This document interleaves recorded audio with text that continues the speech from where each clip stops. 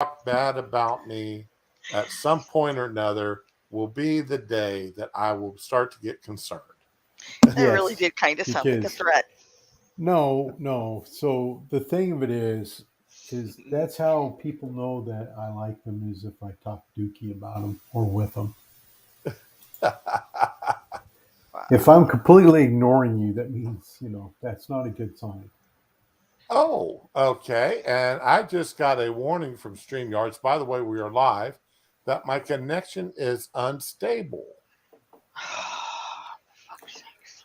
What in the world's going on? I've never seen this warning before. I think it's I've a seen it a StreamYard couple thing. times. Yeah. I don't think it's you. I got an alert saying that people were having a problem streaming to Facebook. So, and it's not a Facebook issue. So StreamYard's probably having a lot of problems. Yeah, more than likely. Hey, good morning, Baba Hopetep. Yeah, good Hey, Bubba Hotep. morning, Duck Dog. Morning, Bubba. How y'all doing today? Okay, well, first of all, for those who missed it, Kirstie Alley, Lieutenant Savick, died Yeah. yesterday. I know that was terrible. I mean, I loved interacting with her on Twitter and stuff. Yeah, and I was just thinking about it the other day because I'm like, oh, she hasn't been tweeting lately. I hope she's okay. And Yeah. Okay, if you hear any strange noises out of me, I'm about to get stuck again. oh no. my nurse is sitting here looking at me like, okay, stop being a wise ass.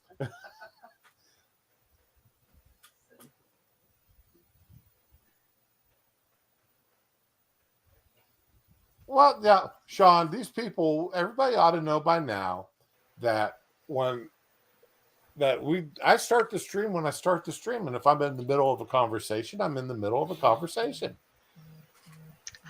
And if That's just the way it goes. we're discussing Doris, predilection for Chinese midget porn, I mean, hey, that's where it goes, man. Yeah, that's where it goes. Yeah, okay. Thanks, Ramen. Oops. Because you know how the sailors are. Well, we figured out why sailors and sailors why Marines say sailors smell like KY. Oh, God. All right, let's hear it. Because Marines don't like it when the sailors don't use it. Ah. Jesus Okay. Christ. Jeez Louise, what the hell have I got myself into this morning? We love you, Dar. Yeah, well, yeah, apparently. That's how I am feeling the love. Stop I'm being a sorry. wise ass. What is the Canadian Assisted Suicide Program? Oh, God. No, Oh, nobody here Becca? has requested a ramp for our house. Oh I haven't. yes, yes, that story. Uh, Wait 6 months. Asking for 6 months to have a ramp built in, and have the government sit there and say, "Yeah, why don't you kill just your. go ahead and kill yourself Mm-hmm. Yep. and mean it, Yeah. and Yeah. say we'll help you do it." Damn Canadian healthcare. Yeah. Well, Oh, good is it morning, Becca. really healthcare, though? Is it really? Well, it's healthcare for the 30 seconds or so that you need it. Yeah, apparently. They make you got to make certain you've got your COVID shot and that you're all healthy Mm, and mentally stable, and then they kill you. Yeah, As long as you're healthy when they do it, they're happy. As long as apparently. you've had your COVID shot, Yeah, and been boosted and all that because right? So they come in, they give you a COVID shot, give you all the boosters at one time, have you sign off on it, and then they say, "Okay, go ahead and suck on this and die." yeah, pretty much. yet they I won't do it love this. for me here. How do I get to Canada from here? Head due north. You, Oh Get no. on Highway 75 and keep going. don't stop until you hit water and people that go, "A." Yeah. You know, Get coffee. when you get cold, when all of a sudden you're in the land of white, Nope. and I'm not talking skin color, No. Talking about that wet, yucky stuff on the ground. right? No, so just keep driving north till someone says, "Hey, where you out and about to?" Then you know you're where you need to be. Fuck that. And you know, I'm glad Blind Press isn't here to hear this because she would say that's the crappiest accent I ever heard.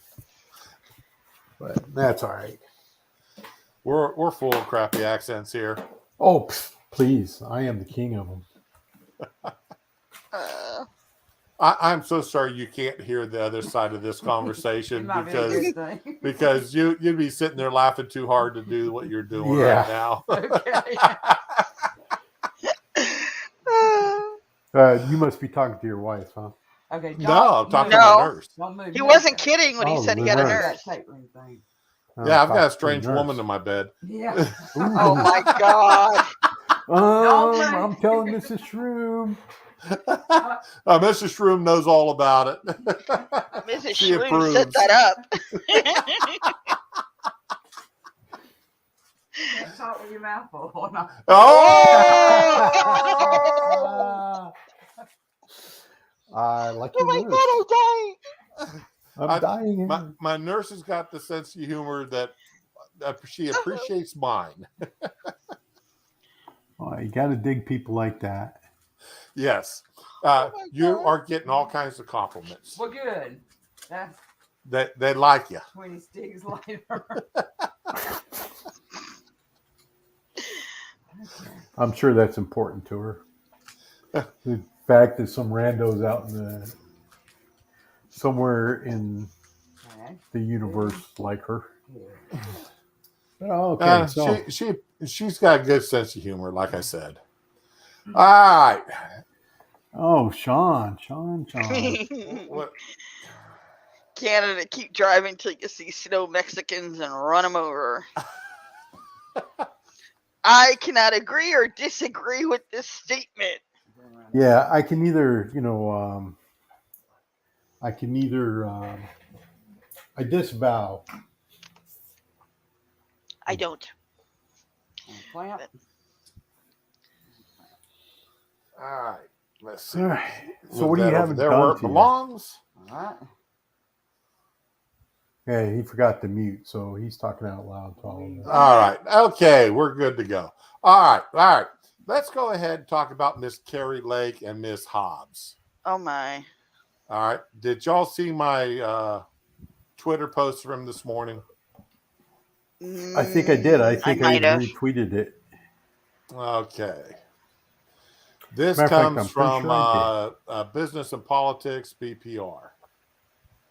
Arizona Governor-elect Katie Hobbs colluded with Twitter to censor election-related misinformation. Well, there's a big fucking surprise. Okay. Now, the problem is it was people at the Arizona Secretary of State's office. Katie Hobbs sent this from her office as Secretary of State to Twitter, asking them to remove 2 tweets for misinformation. And then Twitter sent back that they'd escalate it, and then a follow-up email. Both tweets have been removed from service. Now, 2 tweets, this is just my opinion, 2 tweets in and of itself, the results on an election, statewide election, is probably fairly negligible. Yeah. All right. I've got 2 tweets. Who cares? I have the problem that she did this as Secretary of State, using her official position within the government to silence opposing voices in an election that she had a personal interest in the outcome, i.e., her getting elected to the governorship. That is what should be made criminal. That is the criminal Yes. activity. Not Yeah. the fact that 2 tweets were removed. 2 tweets don't mean anything in the Twitterverse. No. It's the fact that she did it as Secretary of State using her official position. Right. Now, if it had come out of her campaign office, then I would be okay. Color me shocked when a campaign office got in contact with Twitter and Twitter said, yes, okay, fine, we agree with you, we like you, we'll do this. But it didn't come out of her campaign office. It came out of her official government position as Secretary of State. Right. And as Secretary of State running for governor, she should have recused herself from overseeing the election, because that's a clear and present conflict of Okay, now there's interest. the last election cycle, governor of Georgia. He was Secretary of State, remember, Yeah. when White Tooth lost the election. Was Stacey Abrams. The current governor of Georgia was the Secretary of State overseeing the elections. And honestly, nobody, while Stacey Abrams and some Democrats made an issue of it, or it fell on deaf ears and nothing happened. So just, Yep. I don't, it's the conflict of interest in what she's, yeah, Bubba, I know, according to Stacey, she didn't lose. Sean, but if you're going to have, you're going to have everybody who sits in an elected position step down to run for a new elected position, that would be chaos. No, it wouldn't. Well, yeah, because you've got to have, depending on the position, you've got to have the governor or the president or somebody. No. Appoint someone to fill that official position. No. You're missing the point. So here's the thing: the president doesn't need to step down when he's running for re-election. Right. Governor does not need to step down when he's running for re-election. No, but when your job is to oversee the election and you are also a candidate, that's a conflict of interest, because now you're saying, I will only certify it. So even if it is not, even if there's no issues or anything going on, but the appearance is, that's the reason why if my mom was a judge and I got arrested, she would have to recuse herself from judging my case because there's conflict of interest. Right. See what I'm saying? That's all I'm saying. I'm not saying governors and all that other stuff. Just the people whose job is to oversee that election who are also running, then that's a conflict of interest. That's so what where you're I saying draw is a line. only that one position needs. Yes, I'm not saying all down. the others. Yes. All right. Well, because you have state legislators who will run for governorship. You have House members, Senate members running for the presidency. If you're going to force them to step down in order to run for the other positions, why would you do that? There's no clear and present conflict of interest. Only in the case where the person who's that's like saying, okay, so the only reason why those particular positions, because that's like saying, okay, you guard this, you don't put somebody who has a sugar addiction in charge of guarding candy. Right. See, that's what I'm saying. I'm not saying, state legislator who wants to run for governor or whatever, why would they have to step down? Those two jobs are not in conflict. You can't directly influence that particular thing. There's no conflict of interest there. So that's fine. Let them do it. That's the way it should work, or it could work. All No, right. I'm just saying in this particular position where your job is to oversee that election and you're running in it, then you should recuse yourself. I'm not saying you have to step down. I'm just saying you should recuse yourself. So, in other words, instead of being in charge of it, you put somebody else in your stead to keep it, fair and honest. So I have the governor appoint a temporary secretary of state. Exactly. All right. Okay. Or have someone from that office step up into, in that case. See, that's all I'm saying. I'm not saying all these other people need to step down or whatever. That's not the case. All right. Okay. Then, all right. Limited capacity. Okay, I can agree with you. All right. I was thinking more of the wide. Yeah, you were anytime going. you're running for an office you're not already elected to, you have to step down. No. The wide brush point rather than the spotlight pinpoint approach. No, you only want that to happen in cases where there's a clear and present, where everybody can see the conflict of interest. Okay. All right. I could live with that. So anyway, so again, I don't know how much we, like I said, the removal of 2 tweets, to me, that's a very negligible, if that is all there was. Yeah. Just 2 tweets removed. That's negligible impact upon the election. Okay. It's the fact that she used her official position as Secretary of State to do it. Well, that's the part that should be criminal. That not only is that the part, but remember, because as Secretary of State, she's still responsible for running a fair election.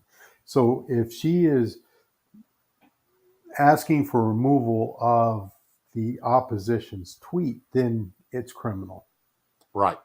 That's the point I'm making. That's the point you're making. But I'm just helping you. I'm helping you along because I'm that kind of guy. So, and that was also the point of my tweet that I made this morning on it. Yep, and so, I retweeted it without even putting a snarky comment on it. So, all right. So let's see here. And since we are talking about social programs, New York Senate. This is a special bill. Yeah, they're special, all right. Which deserves much, much, much wider attention. All right, because it's actually been signed into law.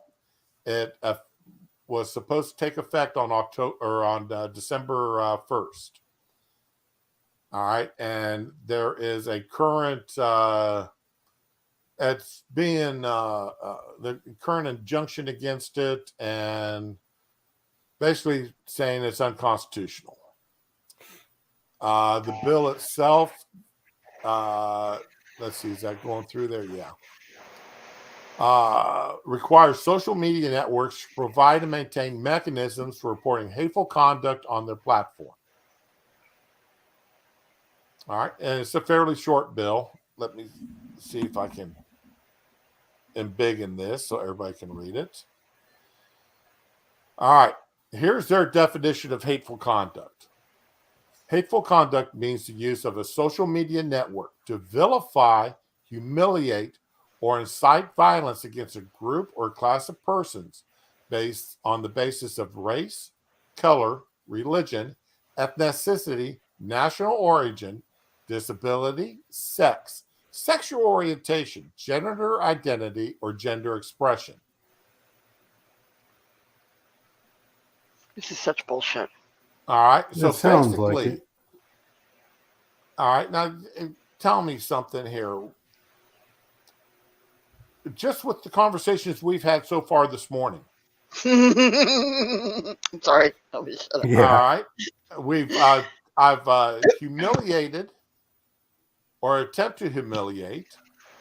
I've attempted to vilify. I haven't tried to incite violence yet. You're not trying hard enough. Notice I said violence. Yeah.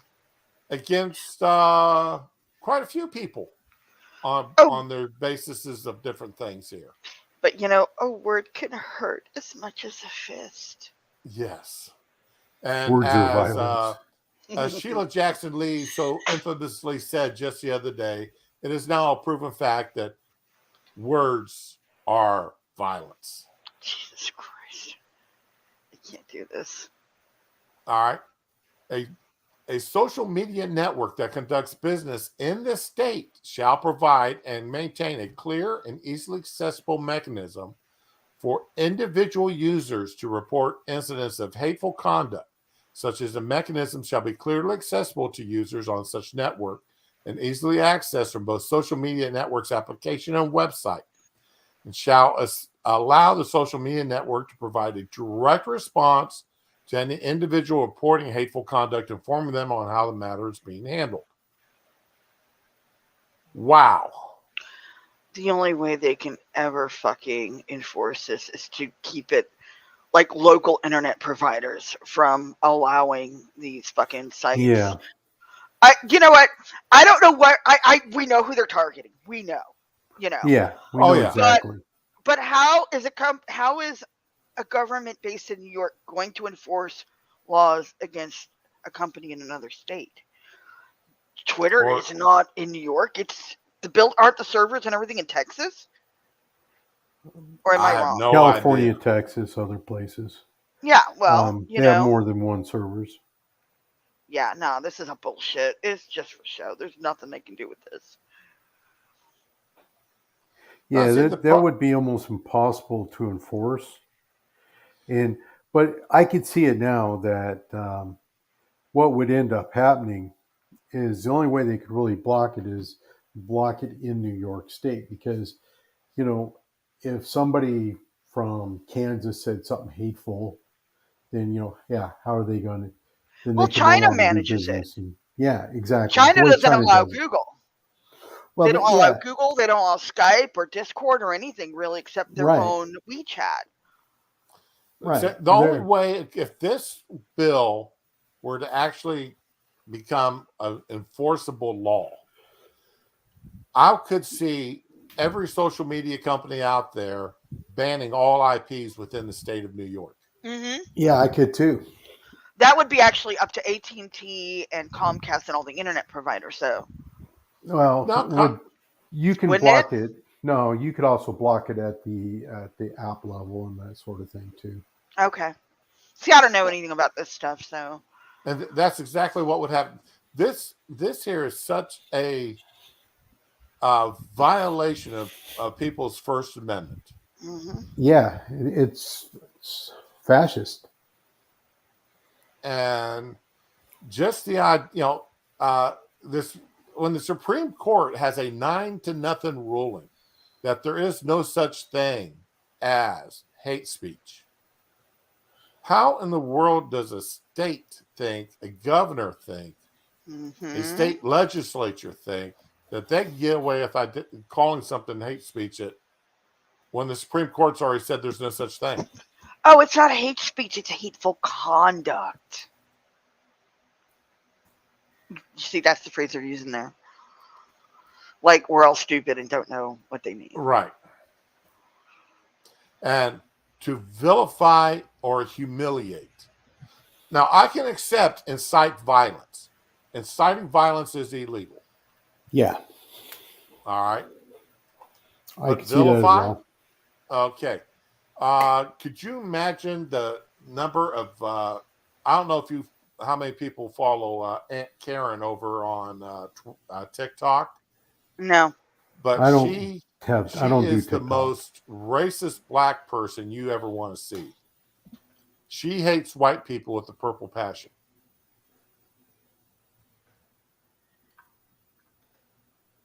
Wow. But for some reason, there's no such, there is no problem with people vilifying white people.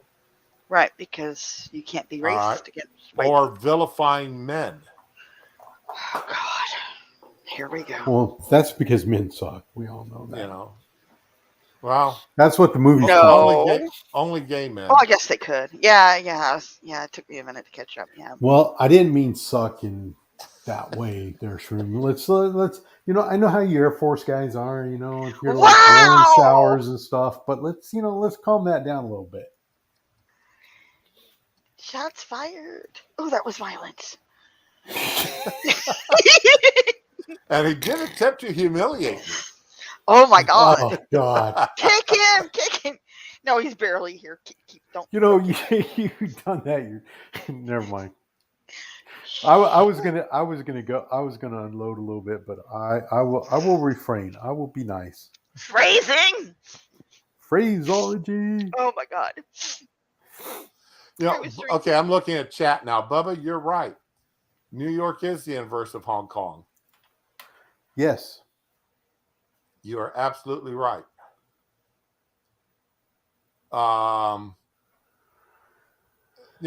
There are people who's attempting to tie this law up in the courts right now. I hope they succeed. They have no way of enforcing this shit. It's bullshit. What do they want? You know that with the hatred that they have for Elon Musk, they will go after Twitter in a heartbeat.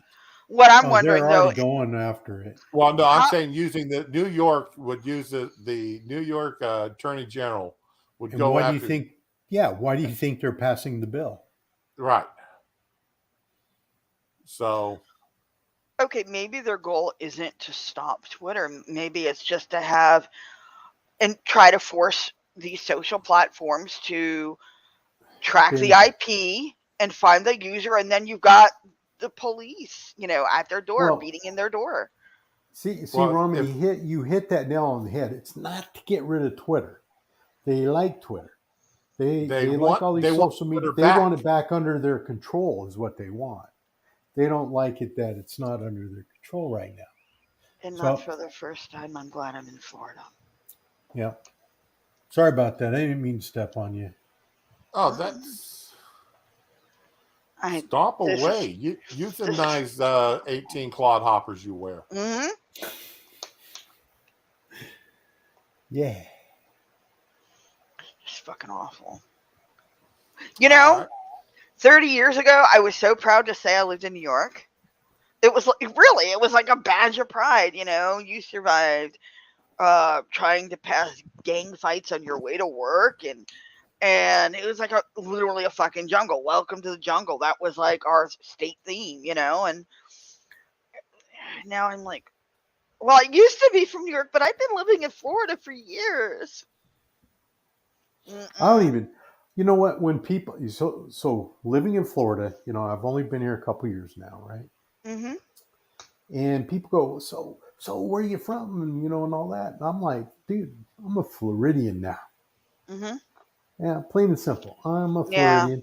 Yeah. I got my Tampa Bay hat. I'm ready to rock. Okay, so are we going to change your name from RVA to FLA? I was thinking about doing that, right? But one of us. Yeah, one of us. But here's the thing is, I have so little reach on Twitter and everything now. I'm afraid if I did change it, then nobody would know who I was.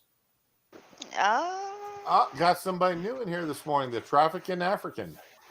Hey. Good morning. Welcome. Well, he's got a wrench. I don't think he's that new. Oh, has he got a wrench? Yeah, he's got a wrench. I don't remember the name.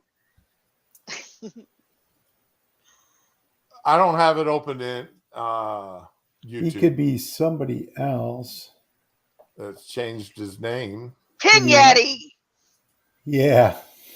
I'm sorry, I shouldn't have outed him as you. It's sorry. Yeti. No, he already did. He put out. Yeah, it's Yeti. Okay. He put it in there. I'm Yeti. Yeah. Okay. So, see, I like the way he keeps changing. Some of those are pretty damn funny.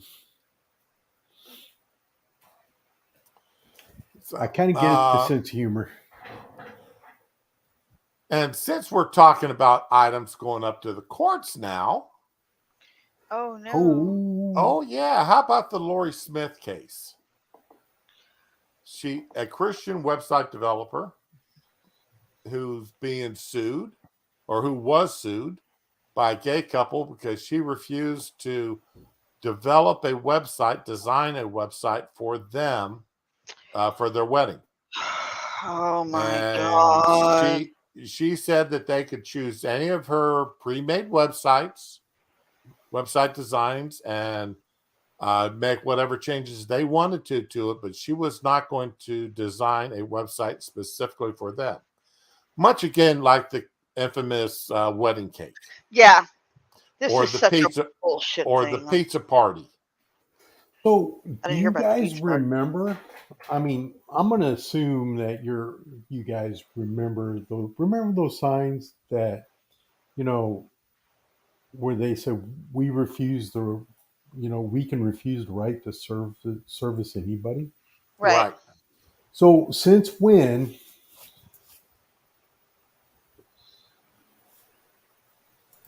Uh, since since when does the law get involved and say you have to serve this wedding cake or develop this website? Remember, we used to be able to refuse service to anybody we wanted to. Mm-hmm. Remember that? Yeah. I Yep. remember that well. Okay. Becca just threw out New York legislative branch is putting on a show for the voters. Look what we attempted for your protection, but that evil right wing, I added right wing in there, Supreme Court stopped us. We need more justices with like-minded views. Yeah. Attempting to want to support packing the courts.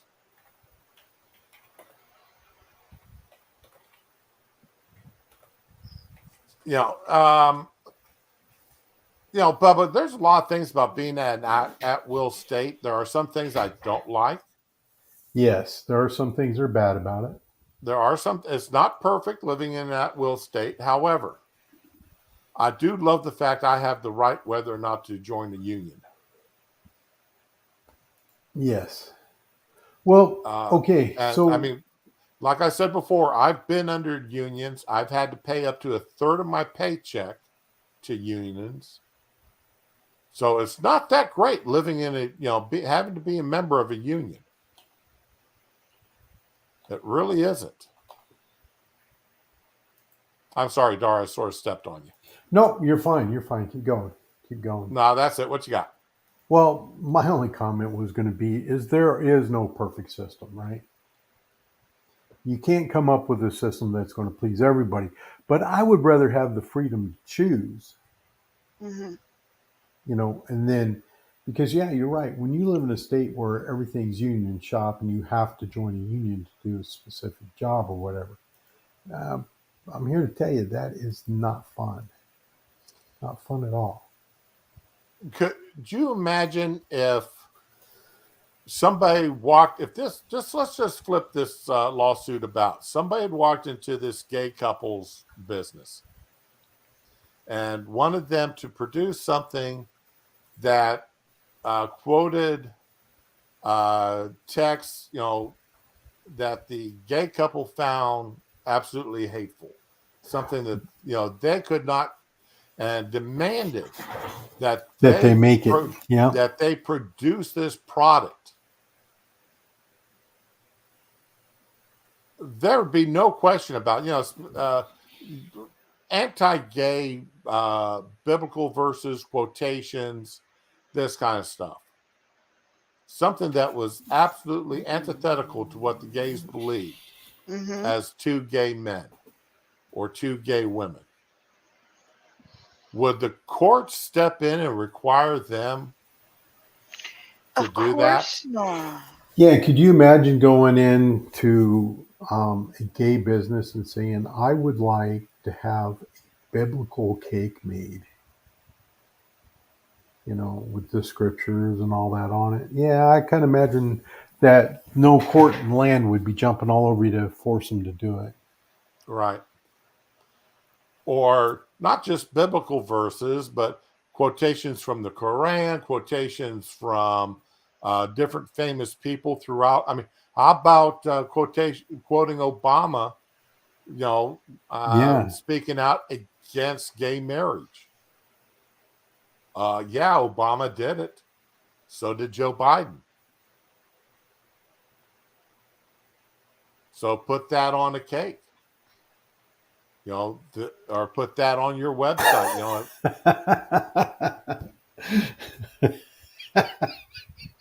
Oh, Duck Dog. I just Okay, saw good. Doug Dog's comment. Oh my God, Bubba got it worst. Oh. Yeah, Yeah. Really? very So good. either way, I'm Oh not my. going to repeat either of those just because YouTube, but A I person should appreciate both of them. now if this was Xerox, all right, 3M company, GE, Westinghouse, something like that. That kind of company, hey, they're a multinational, yada yada yada. But you're walking into a little mom and pop place. Yeah. They may have a half a dozen employees. It's very personal service. Yep. And the owner of the business is the one doing a majority of the work. Cake designer. I used to do website design 30-some years ago. Yeah, you're not the only one. Back when all you needed was HTML and C plus and the old C++. CSS. Yeah, Mm-hmm. when all you needed was HTML, CSS. Yep, I Right. remember those days. Okay. And I mean, I actually made that's a really good side hustle for me. Yeah, me I too. charged $15 an hour, 10-hour maximum for a 5-page website with links. And, worked out pretty good. I made quite a bit of money on the side doing that. Hey, morning, Useless. How you doing today? It's Useless Cook. Mm-hmm. So, but nowadays, I mean, if I was still Boy, doing nerd. that kind of stuff today, there'd be, certain websites, certain things I would refuse the business on Right. because I found it anti-ethical. I found it so offensive to my sensibilities that I would refuse to do it. And I shouldn't be required by law to do something. Forced speech is still forced speech. Yes, it is. And it doesn't matter which side is forcing the other side to do it. That's correct. And whether I refuse to do it based upon my religion, based upon my social ethical standards, based upon my whatever personal beliefs I held dear. If I found something, if I took so much offense to something that I was willing to turn down money for, then that's on me. Yep. Take your business out to there's going to be someone else out there. I was just going to say, this is really, I know they're doing it not because they want that person, but they're targeting them for, a lawsuit purpose or whatever to prove their point. There need to be protections against frivolous lawsuits. They're not lacking for service. There must be a billion fucking web designers. You can go on Fiverr and say, this is going to be my provider, this is the domain I want, and this is how I want it to look. And they'll have it up for you in like 24 hours. Yep. For pennies. I've seen it on there. It's, it's bullshit. You can download a program you can build your website as you want. And you load in your JPEGs, you load in what words you want, you pick your font, you can build yourself a website in an afternoon and put it up. Hell, in an hour, not now. You could do even something for free on Pro Boards and have it up in an hour. They'll give you the coding for it. So, So it's all Yeah, just that to me, this whole lawsuit is targeted. and there needs to be, it would be one thing if there was only one person that could do exactly what they wanted. Right. But, there needs to be some kind of protections against frivolous lawsuits like this. My concern is there's 3 votes I'm pretty certain would go one way. 3 votes I'm pretty certain will go the other way. That still leaves 3 votes. You've got ACB, which I don't know how she would vote. You got Kavanaugh and Roberts. Yeah. Roberts is never a given vote.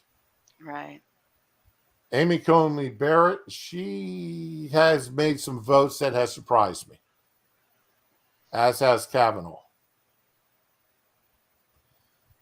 So I can see this still going either way in the Supreme Court. Now, fortunately, it's going to be, or unfortunately, it's usually 3 to 6 months before we get rulings down after they've had their hearings.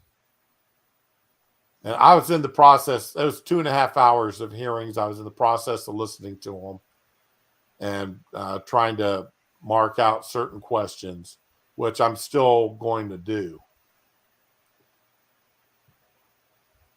Yeah, Okay. You're right, Duck Dog. We could thank Roberts for Obamacare. Yeah. Oh. He found a tax where everybody denied there was a tax, where even the supporters of the bill said it wasn't a tax. And he still found a tax in there just to give the supporters of the bill what they wanted. But, okay, what's this one here? Oh, that's the complaint. Okay, that's the complaint against that first discussion.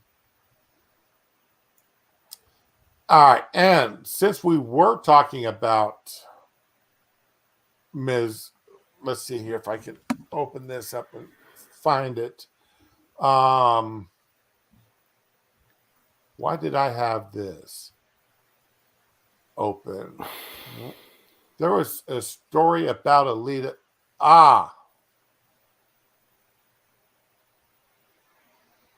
Ms. Jones, the Attorney General, Ms. James, the Attorney General of New York.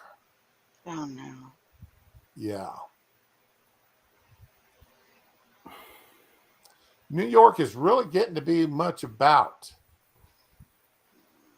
violating First Amendments. Mm-hmm. All right. There's that young lady. In the wake of Buffalo's shooting, New York AG's live streaming policy recommendations threaten First Amendment rights. Here we go again. All right. Now, this is from thefire.org. They are a very pro First Amendment organization. So it's not like they don't have it's not like they're nonpartisan. They seriously about any kind of restrictions on people's speech. All right. On May 14th, 2022, a gunman traveled to New York and opened fire in a grocery store while broadcasting on the live stream platform Twitch. The shooting, which killed 10 and injured 3, outlasted the broadcast. Within 2 minutes, Twitch directed the video depicting the shooting in progress, cut the feed, and took it down. That was not good enough for Ms. James, who did a investigative report examining the role of social media in the shooting and urging state and federal law to rein in live streaming and video sharing. So basically what it's coming down to here, and here is the link to the report itself that is now going into chat.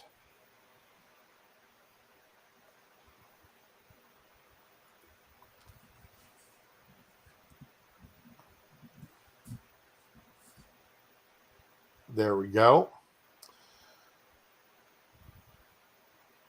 What this is boiling down to, and they're trying to do, and some police officers are starting to use this against people who they videotape cops and Mm-hmm. stream them Mm-hmm. when they have people pulled over or making arrests or such. What they're trying to do here is saying, okay, you can record a cop, you can record an incident. That's fine. That's your right.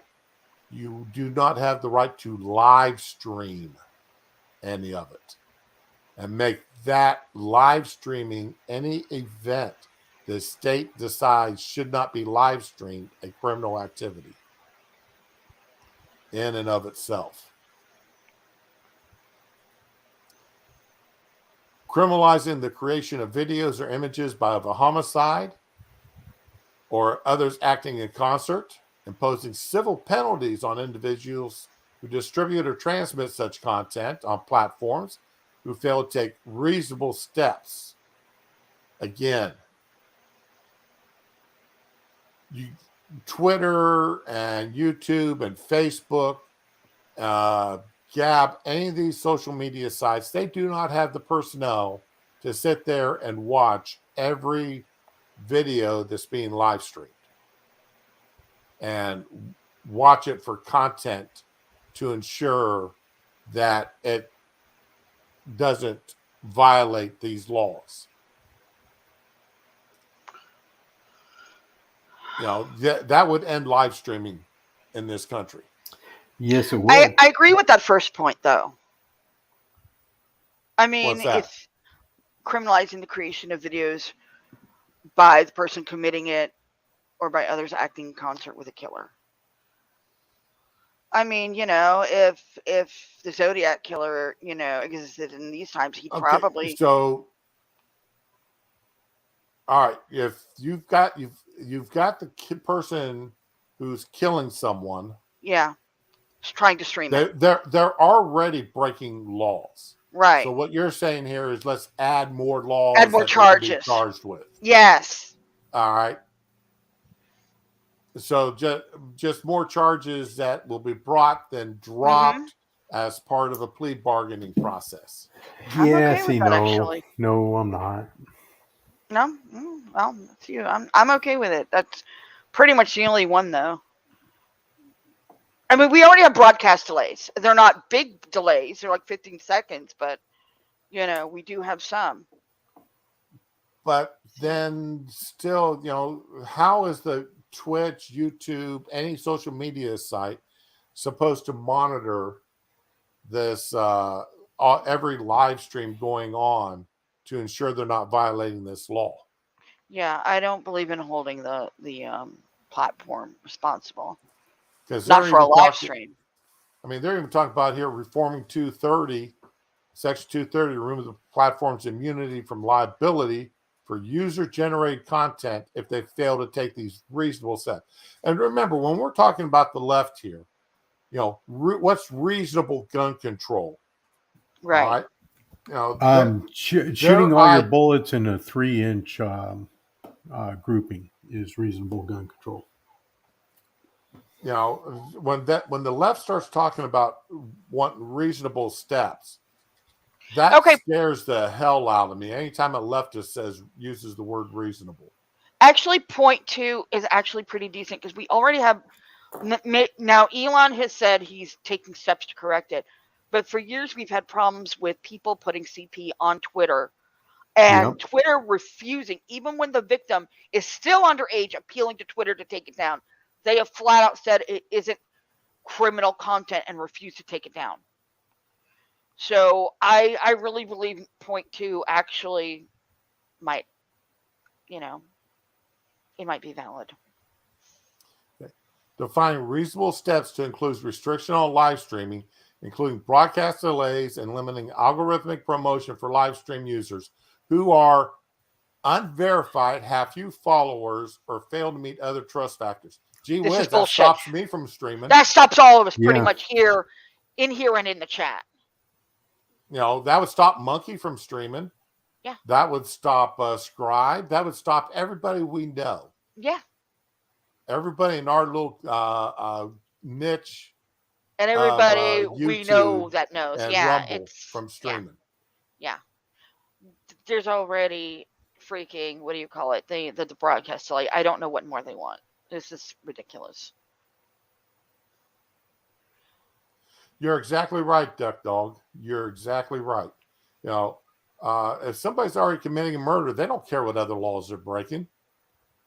Yeah, but it's also extended to somebody connected to that person committing the murder who might be filming on their behalf. Then they're already an accessory to that murder. Oh yeah. They don't care about that. If you don't care about what's going on and you're involved in any way, shape, or form with killing someone else, you don't give a rat's ass about any other law that you may or may not be breaking. You couldn't care less. Yep. And other than for the purpose of piling on charges and to use all the additional penalties as well, we'll drop all these charges if you plead guilty to manslaughter instead of first degree murder, then you'll only get 25 years in prison instead of life in prison. And that's the sole purpose of having all these charges. I mean, we got in practice, that's the purpose of doing, piling charges on like that. It's simply an attempt to get people to plead guilty to one or two charges so that they don't have to take it to court and go through the expense of a trial. And I dare somebody to tell me that I'm wrong.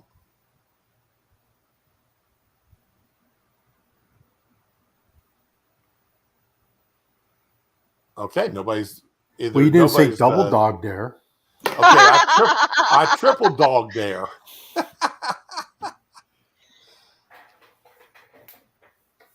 So, all right, I put a link to the report that she's come up with. Well, let's take a quick look at some of this report because this. Okay, and here we go. Just a table of contents here. The OAG's investigation into 4chan, 8con, and their derivatives, Discord, Reddit, Twitch. What's missing from there? Twitter. YouTube. Discord, Reddit, and Twitch, none of them are as big as YouTube are, or have as easy to stream on. The shooting in Buffalo. Personal stories from the victims' families.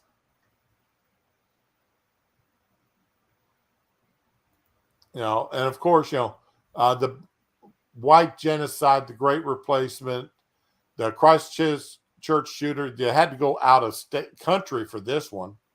Christchurch was down in New Zealand, if I remember correctly. They're really going out of their way here to find how memes help the Buffalo shooter. Online platforms, 4chan, politically incorrect, Reddit. Now finally they get down here. Online platforms used by the shooter to equip his arsenal. YouTube, 4chan, Discord, Reddit. The spread of graphic content related to Buffalo shooting.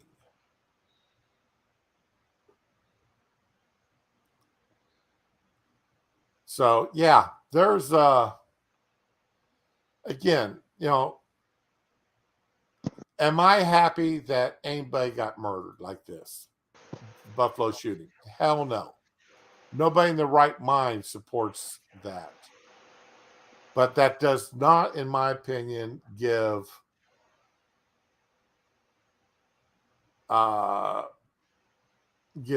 government an excuse to step in like this to control people's free speech. And this is all this is about. The government of New York going after people's free speech. They're trying to do it many different ways right now, simultaneously, hoping, it's the old throw spaghetti up against the wall and see what sticks. Well, they're throwing a lot of stuff up against the wall to see what sticks right now.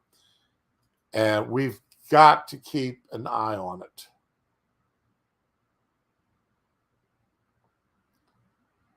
The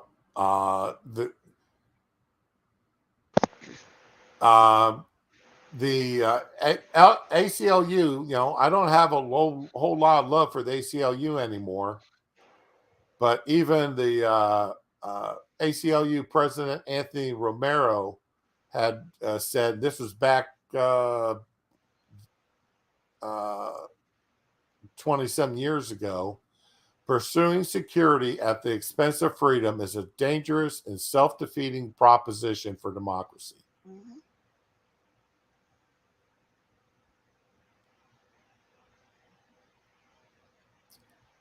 So, yeah. Not interested in watching. And if New York gets away with it, that's just one step further towards the federal government stepping in and doing it.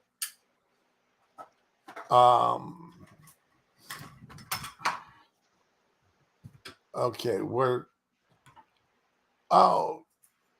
here we go. And y'all remember Peter Thiel? Name sounds familiar.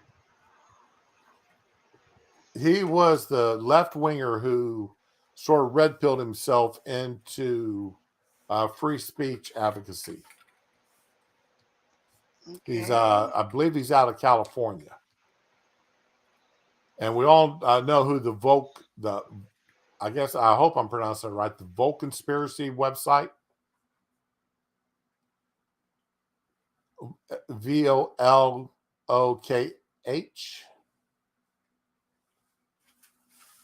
Peter Thiel owns Rumble. Oh. Okay, there we go. Anyway, they have filed a lawsuit against both these laws in New York. Good. So hopefully they will get they'll get decisions in there supporting them.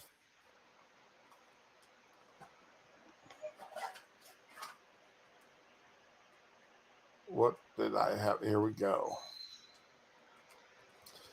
Federal law. Okay, this was last week, last Thursday.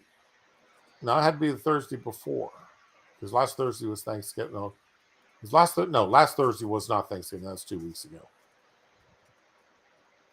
We just finished up eating all last of my turkey and such. And I've got three small pans of dressing into my freezer still. Hey, the wife just finished up the last of her pecan pie, so.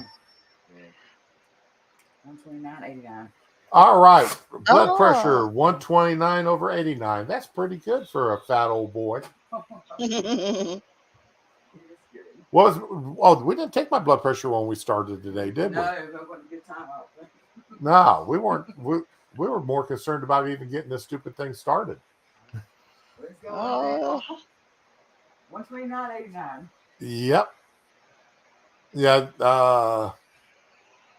I don't know if y'all saw my tweet to FedEx yesterday. No. My medicine arrived last Friday. Okay. And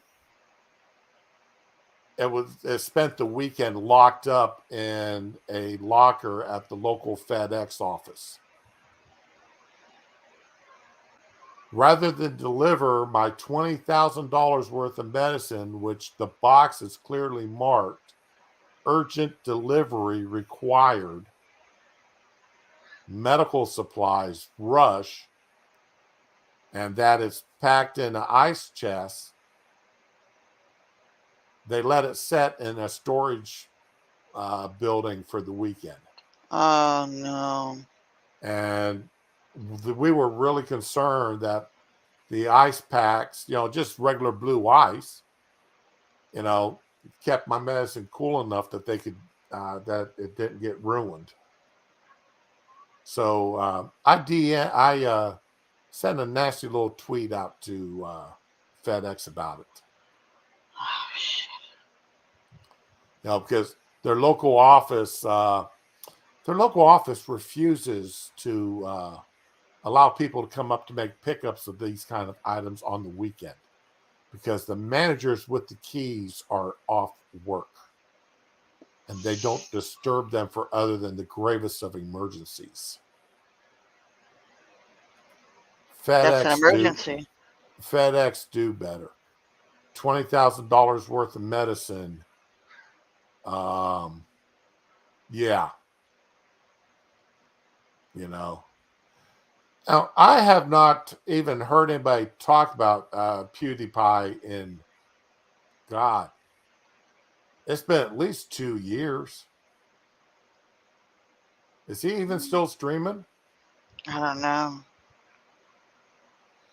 Chicago update, they're on track for 725 murders this year. Oh, gee, I'm not surprised. They have 25 murders a weekend is normal for them.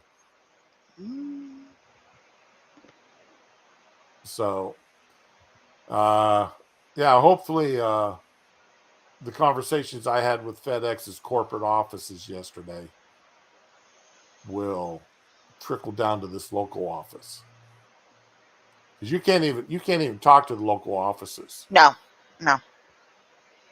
You have to go through their Bob from Bombay customer service offices. Same with the post office. You can't get anybody there either. At least mine. So, I will put a link here to this article also and stream and hear that you guys can, anybody wants to, this isn't that big of an article. It's just more of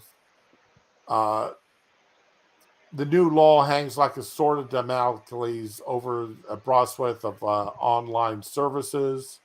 There can be no reasonable doubt New York will enforce online hate speech law to the strong arm online services and to censoring protected speech.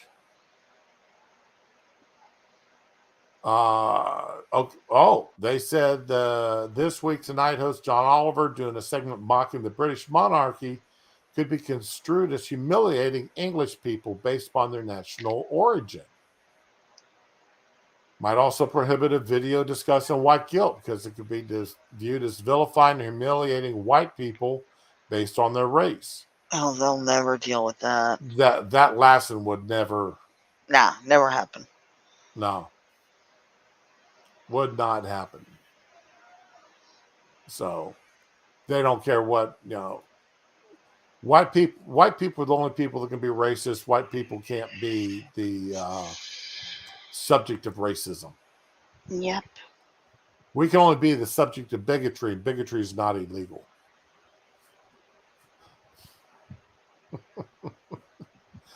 God, I'm turning into something I don't want to turn into. The rest of us. It's okay. Damn. Let it happen. Just let it happen. Maybe I will, maybe I won't. Who knows? Okay. Let's see if I can get this article to Biggie up enough.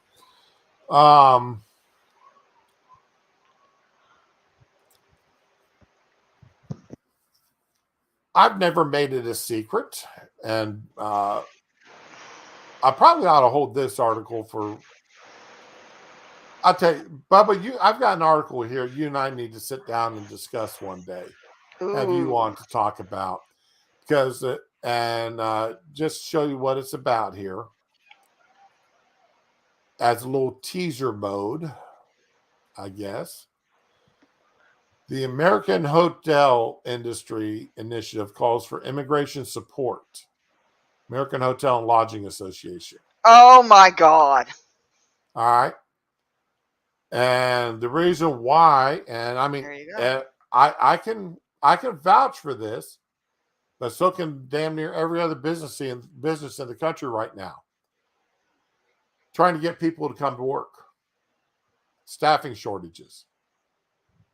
I don't know of a single business that does not have a staffing shortage. I really don't. It's the reasoning behind the staffing shortage that I'm concerned about. Tell us more. And it's not the lack of people; it's the Lack of uh, pay? it's the people who now see $15 an hour as the minimum wage. Therefore, they don't want to be a minimum wage worker, so they want $20 an hour. Okay, you know what? I'm not saying you're wrong because you're not wrong. But when your rent is $1,100 a month or $1,200 a month for a really tiny apartment, and you've got crazy car insurance and other bills, I don't even know if that's even a living wage.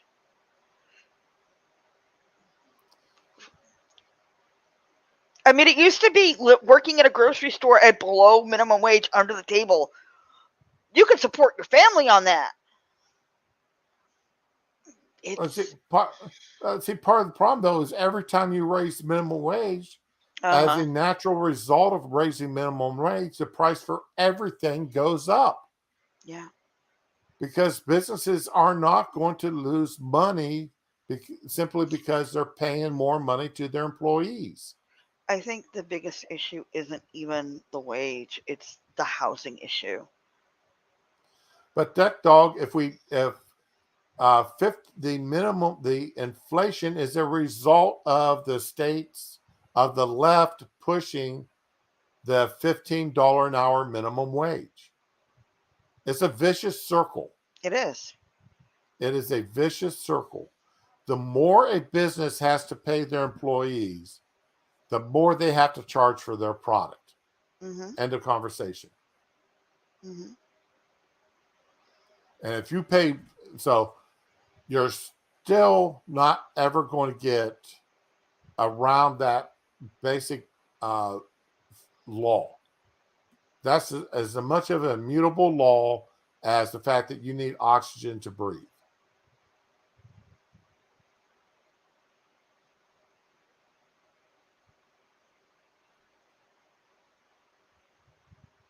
Johnny, when does it stop going up? When does what stop going up? Inflation? All of it. If it's a cycle, how do you Okay. stop it? You at this point, all you can do, know, uh, for I do not remember when 8.50 became the national minimum wage. I don't know when Um, that happened, but that was years ago. yeah, it was after 2000, though, And probably. inflation had been fairly mild to non-existent for the most part for the last decade. And then then in the state of Florida, they pushed through the minimum wage being increased in incremental raises in minimum wage. Right now, it's $12 an hour in the state of Florida, I believe.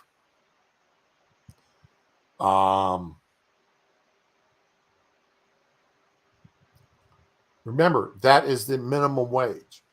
Hmm. Uh, your more advanced, longer term, more valuable employees their pay is going to go up as a result of this minimum wage also. Because if you're paying a new guy who just walked in the door $12 an hour, you're not going to pay the guy that's been working for you for 10, 15, 20 years that is much more valuable $12 an hour. You're going to bump his pay up to $18 to $20 to $25 an hour. Mm-hmm.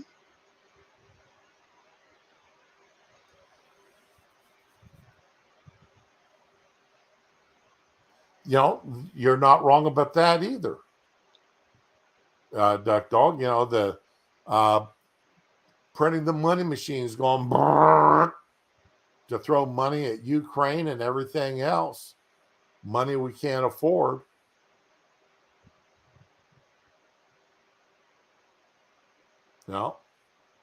There's inflationary pressures. 2 years of the country being shut down. Inflationary pressures.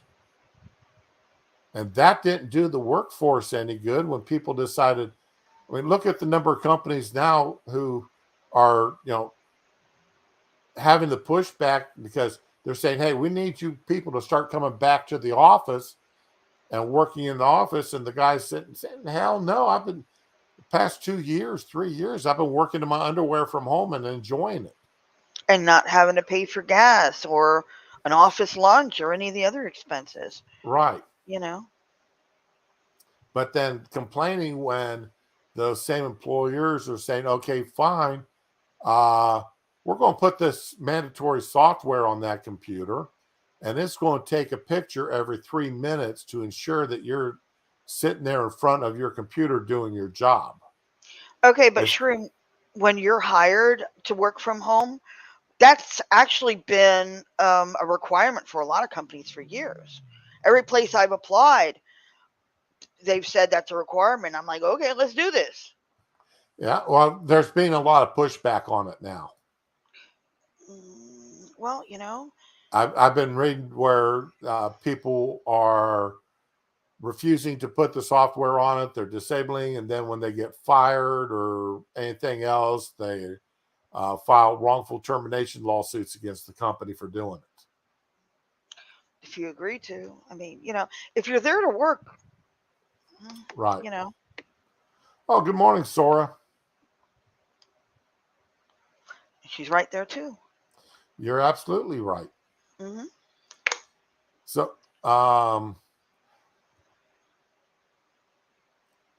but see, I don't agree with the other extreme either. It says minimum wage should be absolute zero. There's that other extreme group out there. I'm not sure that I necessarily agree with that, because I do believe that there are companies out there, regardless of their size, but that would, $3 an hour if you want to come work for me. Well, that's like waitressing at that point, Waitressing is already what, two something an hour or whatever. That's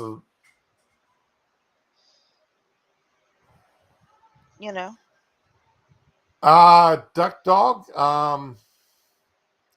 There are some jobs where you have to be there. I mean, again, I've worked customer service for the past 25 years. You don't know when that customer is going to come in. So you've got to have somebody there, whether they're working physically doing something or not, for when that customer calls, comes in the door, whatever. So yeah, it does matter when you do it. You've got to be accessible during your scheduled time to be accessible. Yeah, and the same from work from home though, because you get like inbound calls and people trying to message you on the company website, things like that. So yeah. Right. So yeah, companies do maintain office hours where they expect everybody that works for them to be available during those hours. Okay, Dog, if you have a client calling you at like 8 in the morning and saying, hey, and you know you've got 30 minutes of work left on that project, and your boss knows you've got 30 minutes of work left. If the client calls and says, hey, as soon as you're done, I really need it, we're backed up, and you turned it in at 4:55 right before you clock out for the day, somebody's going to care. Just saying. Yeah, good point there, Ramen. Good point. So, yeah, there's so many issues right now from trying to find employees to work, Hmm. trying to find try and uh, what's his latest two catchphrases? Um, Working at your wage and quiet quitting. Have you heard those? Yep. I don't have a Um, problem with working at your wage. If you are hired to do a specific job and you're doing it on time and you're doing exactly what's demanded of you, it's fine. You know, your job is not your family most of the time. It's not like it used to be. right. Um, okay, now see, maybe this is generational things. Oh, Whoa, sorry. you all right? Something. Somebody slammed their door and just like something fell on me. It's okay. It's just startling. Okay, as long as it wasn't a chair or something shattering out from underneath you. Hey, I'm not got that yet. No, Come oh no, I wasn't going there. I on. wasn't going there. It just startled It me. sounded like something breaking. No, it's a package. I got my Okay, package. okay, Nothing's broken. It just startled me. all right, that's good. I'm paranoid. Uh, Where were you going with this? I'm sorry. yeah, no, I'm just, um, I'm just thinking, this idea, some of this stuff is generational thought Mm-hmm. processes. When how different, how you view work. Um, when I go into work at the hotel, I've said this for uh, a lot of a lot of times that I have to view that business when I go in, walk in that door as if I own it, Mm-hmm. because in order for me to ensure that I'm not only getting a paycheck next week, but I'm going to have business coming in for me to get a paycheck next month and next year, I need to ensure that my customers are dealt with appropriately, but that I've also done everything I could do to protect and grow the business. Okay, yeah. Okay, there's another thing though. You may not like your customers, but you actually seem to like your boss. So if your boss says, "Hey, I'm running late. I need you to stay an extra 30 minutes," you'll do it because you know if you have an emergency or you need an advance on your paycheck, you know they'll do it for you. So Right, you that's know true. that That true words, true words. that's a big difference between working for some faceless chain that will terminate you just on the basis of some customer's lies. But is it truly a faceless chain, or is it the manager of that particular work site? Could be either one, All depending right. on the I mean, franchise. I mean, if you work, like when I worked for Krispy Kreme, all right, the owner's children I detested with the purple passion. Okay. My store manager himself, the second one, the last one, was a class A jerk that I couldn't stand. And he was the reason why I ended up quitting. There you go. All right. Because he could now the manager I had in between them two, all right, uh, he was like a brother. I mean, he he came out of the office and he came out and worked with us. Yeah. All right. Um, the owner's children. The reason why that just come down to, I told them I hadn't had a pay raise in a year and a half, and I thought I was overdue for a pay raise considering the amount of money I was bringing into the business. And they said, no, you're maxed out at your pay schedule right now. You're not earning any more money. Wow. Yeah. The There only you way go. you earn more money is to marry into the family, and I'm not gay. That's exactly what he said. Oh wow! What an asshole. So, Yeah. Johnny, overtime can be more money as long as you're hourly, not salaried. Yeah. All right. I've been both, and I put in more overtime when I was salaried than I did as an hourly worker. I'll guarantee you that. You will put in more overtime when you're a salaried worker, salaried employee. But yeah, so there's that issue. I mean, quiet quitting. That's okay. You prefer a quick go F yourself exit. I've never done that. I've given 2 weeks notice to the 2 jobs I did quit. Oh, you're going to get a bodyguard license. Nice.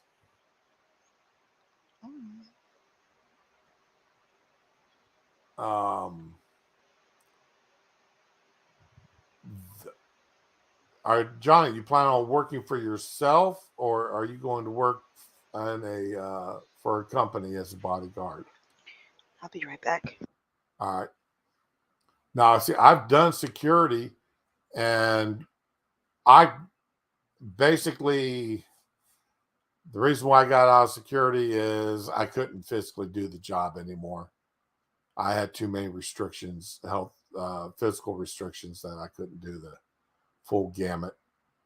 And so they started reducing my hours. And for the most part, I could understand why they reduced my hours.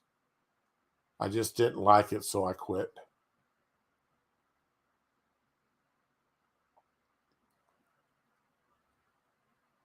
But I do see a generational issue here with that's been spurred on by several things. One, the sense of entitlement in the younger people today.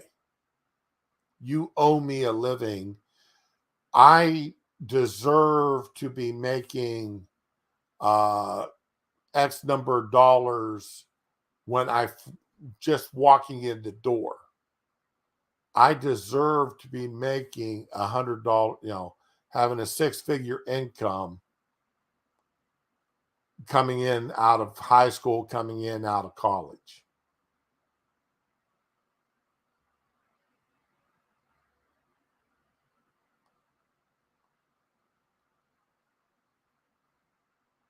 So that's part of the problem. The sense of entitlement among so many people. Another part of the problem, and it's tied to that sense of entitlement, is because companies are so hurt for employees that they give in to this sense of entitlement. And the people that have been there forever saying, well, then if you're starting them off at $50,000 a year, you owe me $60,000 or $70,000 a year, or $80,000, because I've been here for so long, or I'm going to walk out the door. Mm-hmm. And companies can't afford to lose their more experienced employees before they absolutely have to. So what happens in between that, and employment is usually between 40 to 60% of a company's overhead expenses. Well, That's the figures I've seen in the past. That, and just the cost of having people working for you is 40 to 60% of your overhead. That doesn't include your property, your maintenance on your property, uh, uh, taxes on your property, having, you've got to buy product. It doesn't matter what you produce, you still have to go and buy something from the stores or from Right. other companies in order to produce your product. If you're a baker, you've got to go and buy flour and eggs and milk. You've got to buy water. Mhm. You've got to buy electricity. So uh, a security company, has got to pay for licensings. You got to Insurance. pay, insurance. But if Yeah. you can't pay that and still pay your employees a decent wage, you probably shouldn't be in business. Oh, gee, that sounds like something Hillary Clinton once said. Whoa! No, you're not going there. Hillary said it. A lot of people are saying it now, though. Okay. All right. What I've seen, okay, you talked about matching wages. What I've seen is unpaid interns being trained by someone who doesn't know they're going to be fired. And then the old guy says, well, I want, we need to discuss my pay. And they're like, oh, we don't need you anymore. So you can either take your pay or bye-bye. So, I've seen it, and all this whole new unpaid intern bullshit. When Now I used, there's no such thing as unpaid interns anymore, Ramen. That was made yeah, but that's illegal tough. about a decade ago.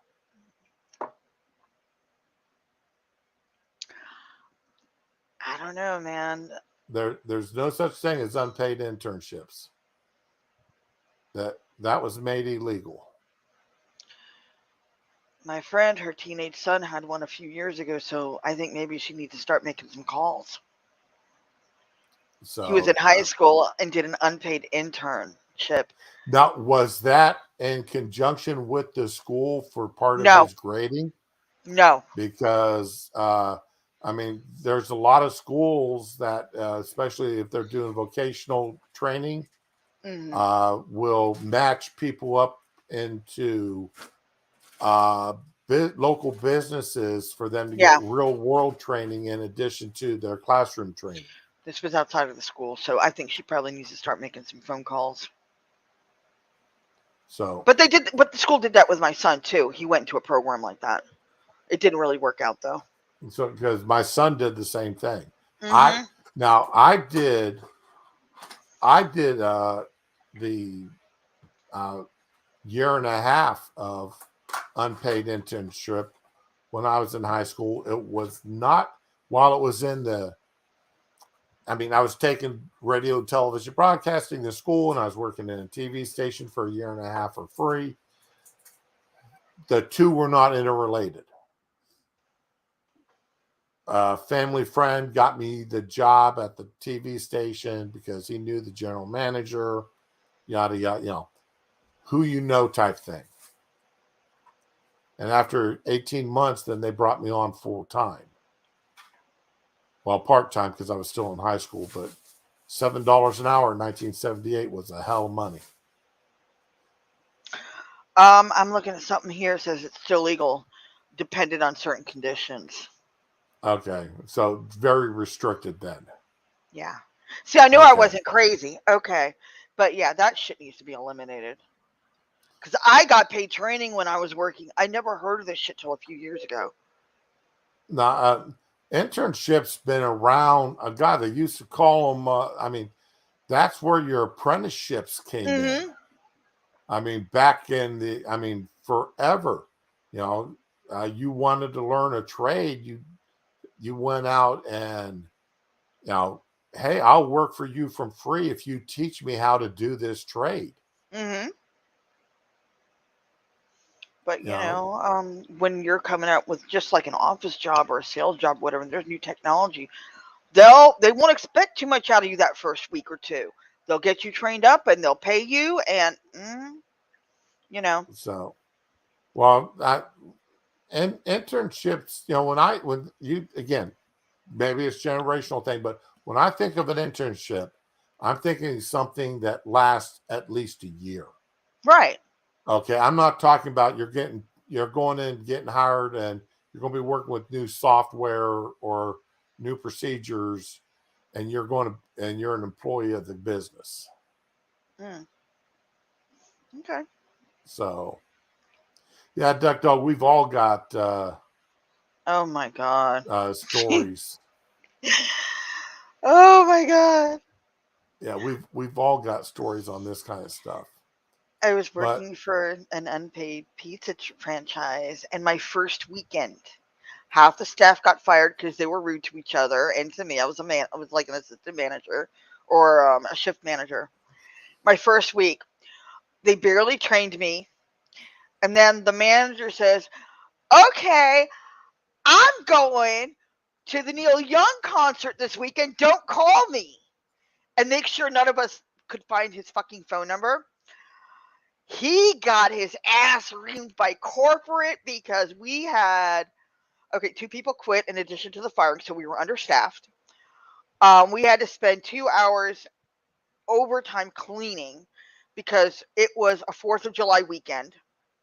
Yeah, he left us on a 4th of July weekend in a pizza store to go to a fucking has-been concert.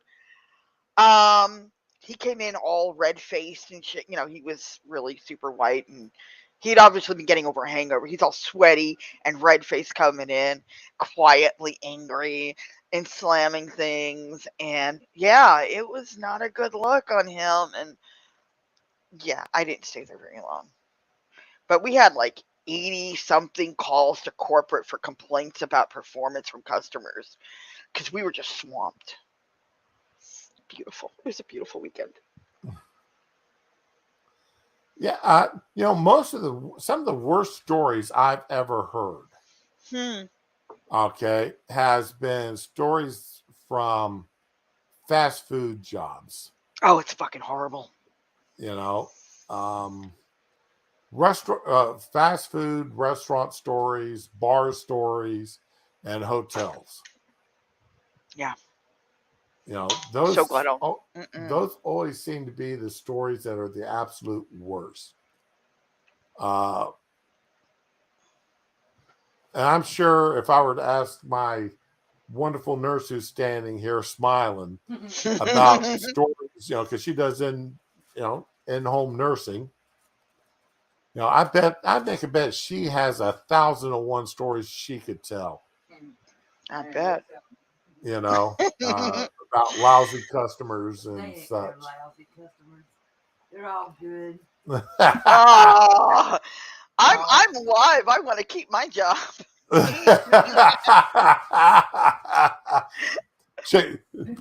Ramen just said, goes, "I'm live. I'm keeping my job." That's right. Let's see. We got maybe a dozen people watching this show right now, so maybe a would take that dozen more chance. will watch it over the course of the next few days, and then that'll be the end of it. You never know. But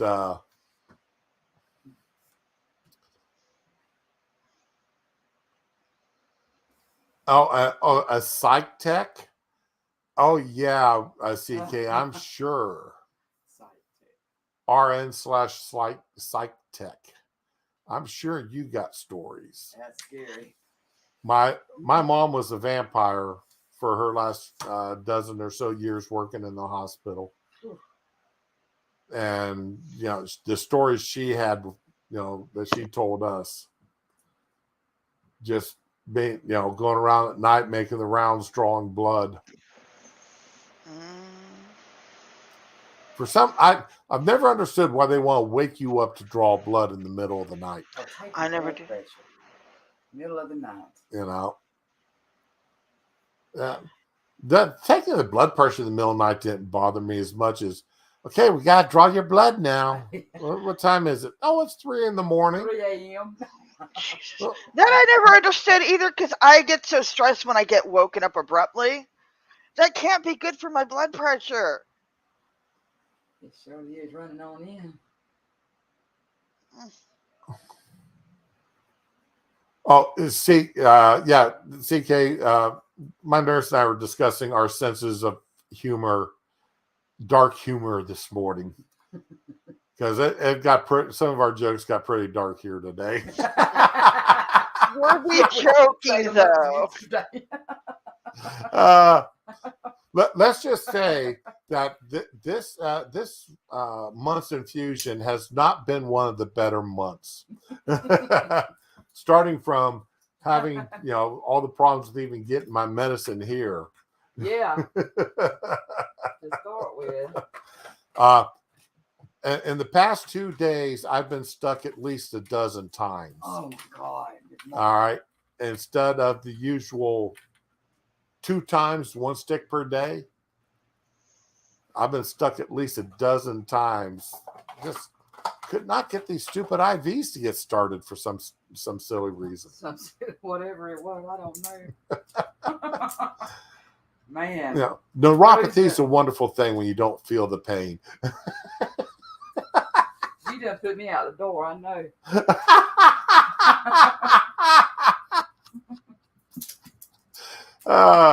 She's getting the full treatment this week. She's being broadcast out across the ether, having to catch flack from me and her own everything else. I even offered to make her breakfast this morning, though. Aww. So, but anyway, it's CK, those scut work is how you learn the job. You've got to learn the scut work to do the job. Yeah, CK, I know you don't want to wake somebody up in the middle, with sticking them, but why do you have to draw the blood at 3 a.m. anyway?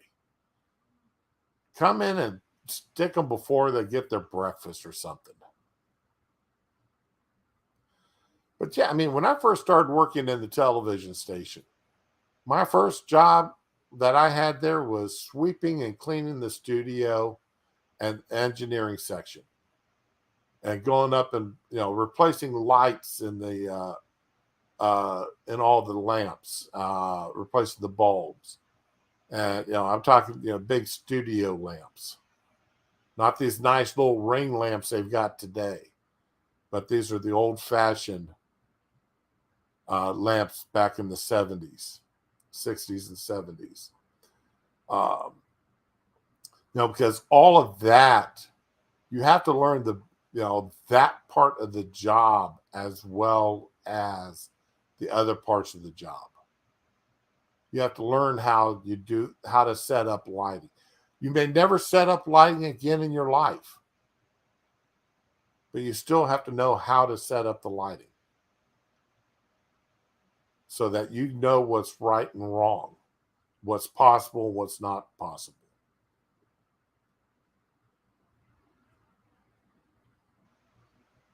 So you do have to learn how to do the scut work, because that's the very basic elements of any career.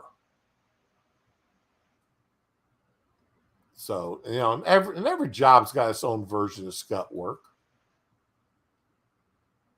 There's no two ways about it. All right, but back over here to this article, and this is one of the things here.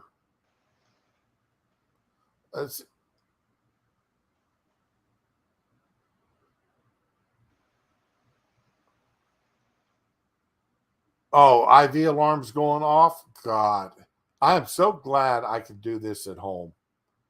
I would hate. There's a friend of mine, online friend. He goes in for 8-hour infusions also, and he's got to go into an infusion place, and they don't even have the nice padded recliners for him to sit in. It's them plastic molded chairs, and he has to sit in there for 8 hours a day one day a month for his infusion.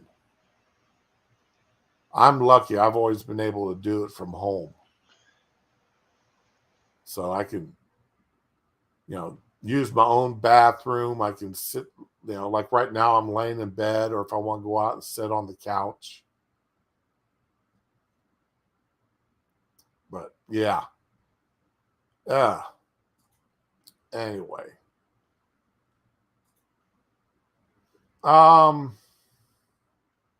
Well, we are all over the place here today, aren't we? Well, it's us, so. Yeah, it is us. It is us. Um, but Raman, I hope you know. I mean, I understand what you're saying. I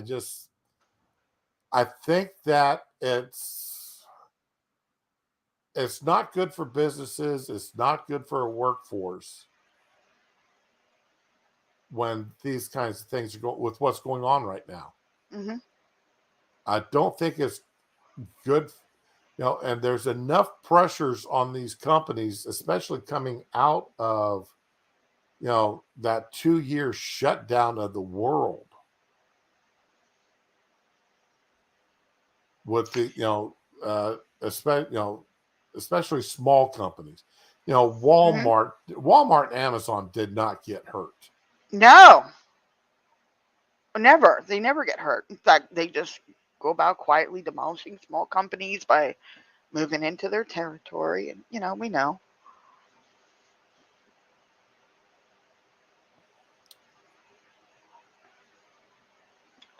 They get all those lovely tax breaks and keep their books offshore and all the other things they do to get around expenses so they can have cheaper products than the local competition. And I mean, we know all this. So, Okay, I'm going to back up here a little bit on with what CK is saying. CK, I misunderstood your post.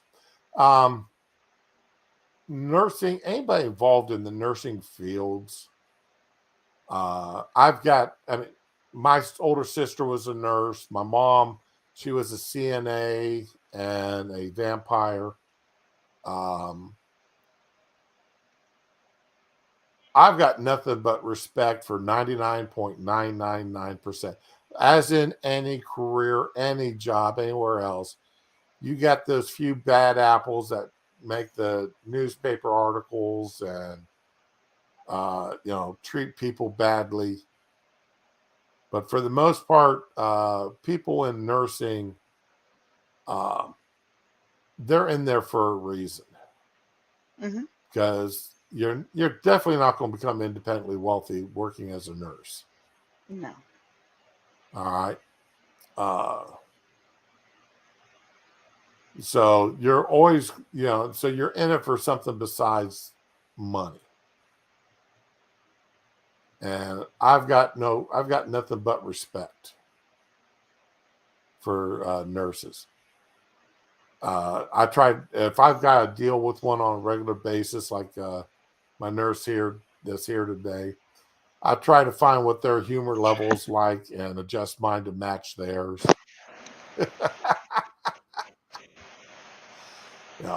Because I don't want, that kind of job makes it easier to work. But now, see, I couldn't be a paramedic or a nurse. I just couldn't do it. So I don't do well with that kind of of Flattery and human. attention. No, that kind of human interaction with people while they're in that much pain. Usually, Oh, yeah. you know. Yeah, I don't know what I missed, but Everything. You miss so much. I know it Oh, sounds we've like been all. It's been a ricochet rabbit routine here today, Ricochet bouncing rabbit. all over the place. Bing bong bong. Ricochet rabbit. I loved Ricochet Rabbit when I was a kid. I was hoping you understood where I was going with that. You knew who Ricochet Rabbit was. Yeah. So, but yeah. Um, I wish I had more answers. I just know what I know, obviously, and my opinions may be totally wrong. I just think though that we've uh it's probably we're in this country is in at least 30 to 40 years of business turmoil because Yeah, at of the least. past because of what's gone on the past 5 years.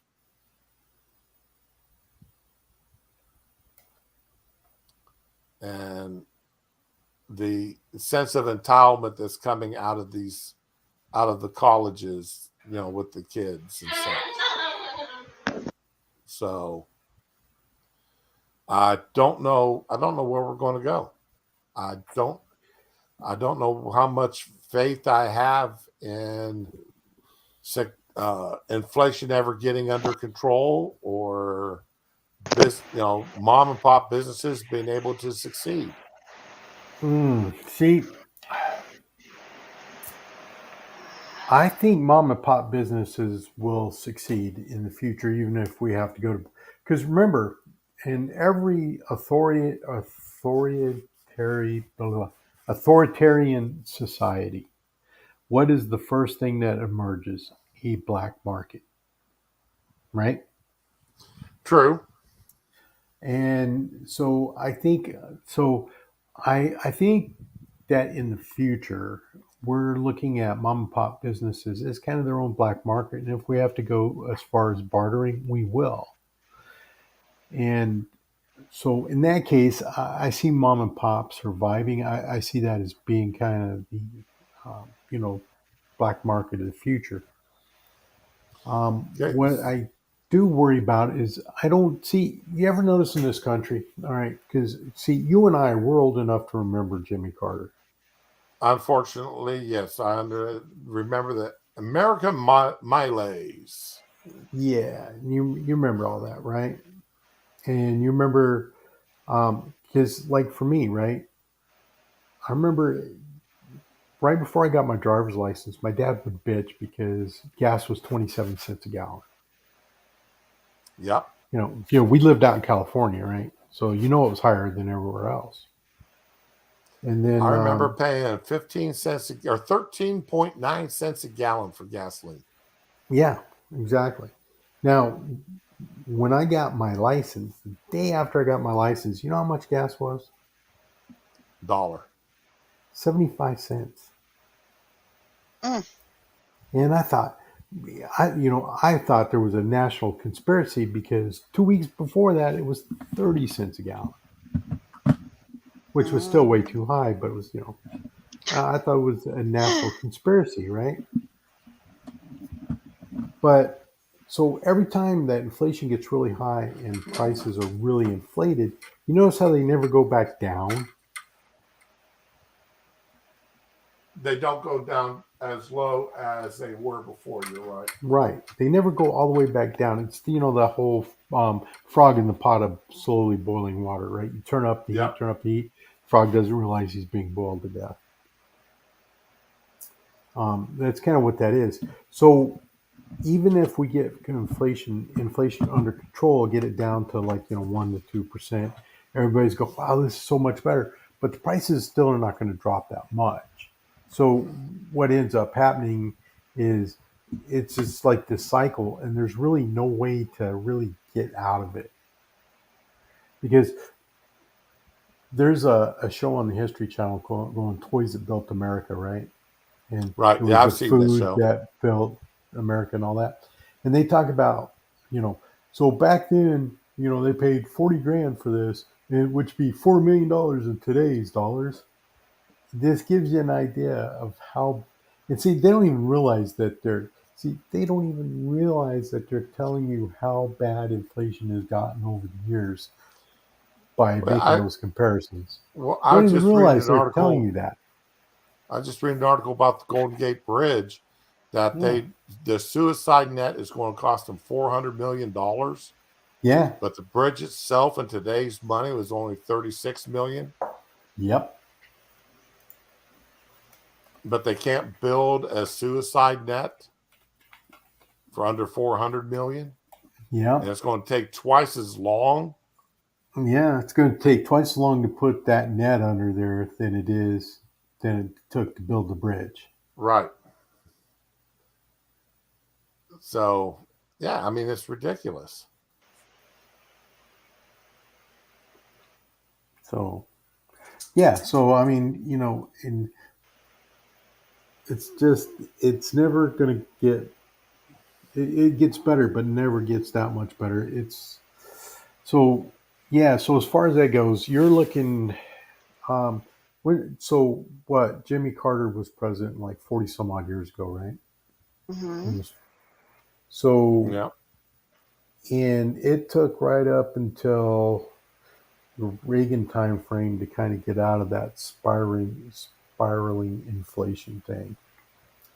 It was slowed down and it got a little bit better. So, we're looking at like another 30, 40 years before we get this under control again.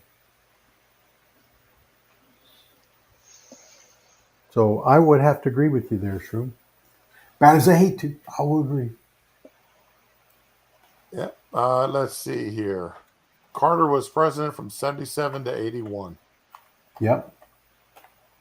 So I was going to say I thought he was in the 76th election. So Yeah. I was right. So I'm not going to tell you which election I was first allowed to vote in, but Mine was real easy. The 80. yeah, mine too. So that was my first presidential election. Yep, mine too. So, but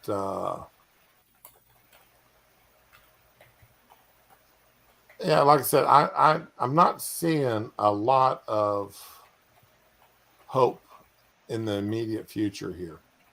There's too many pressures on the country. Yeah. So, we'll probably go over 2 hours because I got one more article I want to talk about. Oh, please do. But yeah, go. I'm sorry. All right. I got to find it. Let's see here. I can go for a few more. Because it come out of the Mary Sue. Uh-oh. All right. And where is it?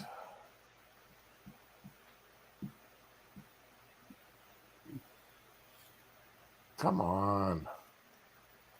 The Mary Sue is redefining what a Mary Sue is. Oh, God, of course they are.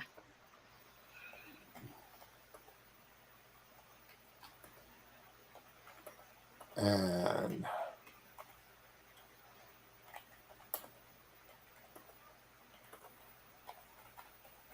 whoa. Why is it missing out my Twitter timeline? Uh-oh. Did they delete it? Did they delete the article? Okay, found it. Oh, thank goodness. Yep. Okay. Now, first of all, does everybody remember what a Mary Sue originally was? Yep. Mm-hmm. Okay. The Mary Sue, the term was invented because of a Star Trek episode. Or was it a fanfic? Where a 15-year-old girl Yeah, ran it was Star Trek fanfic. Right. Okay. Men on Twitter once again have no idea what a Mary Sue actually is. You're really having this discussion again. Yeah.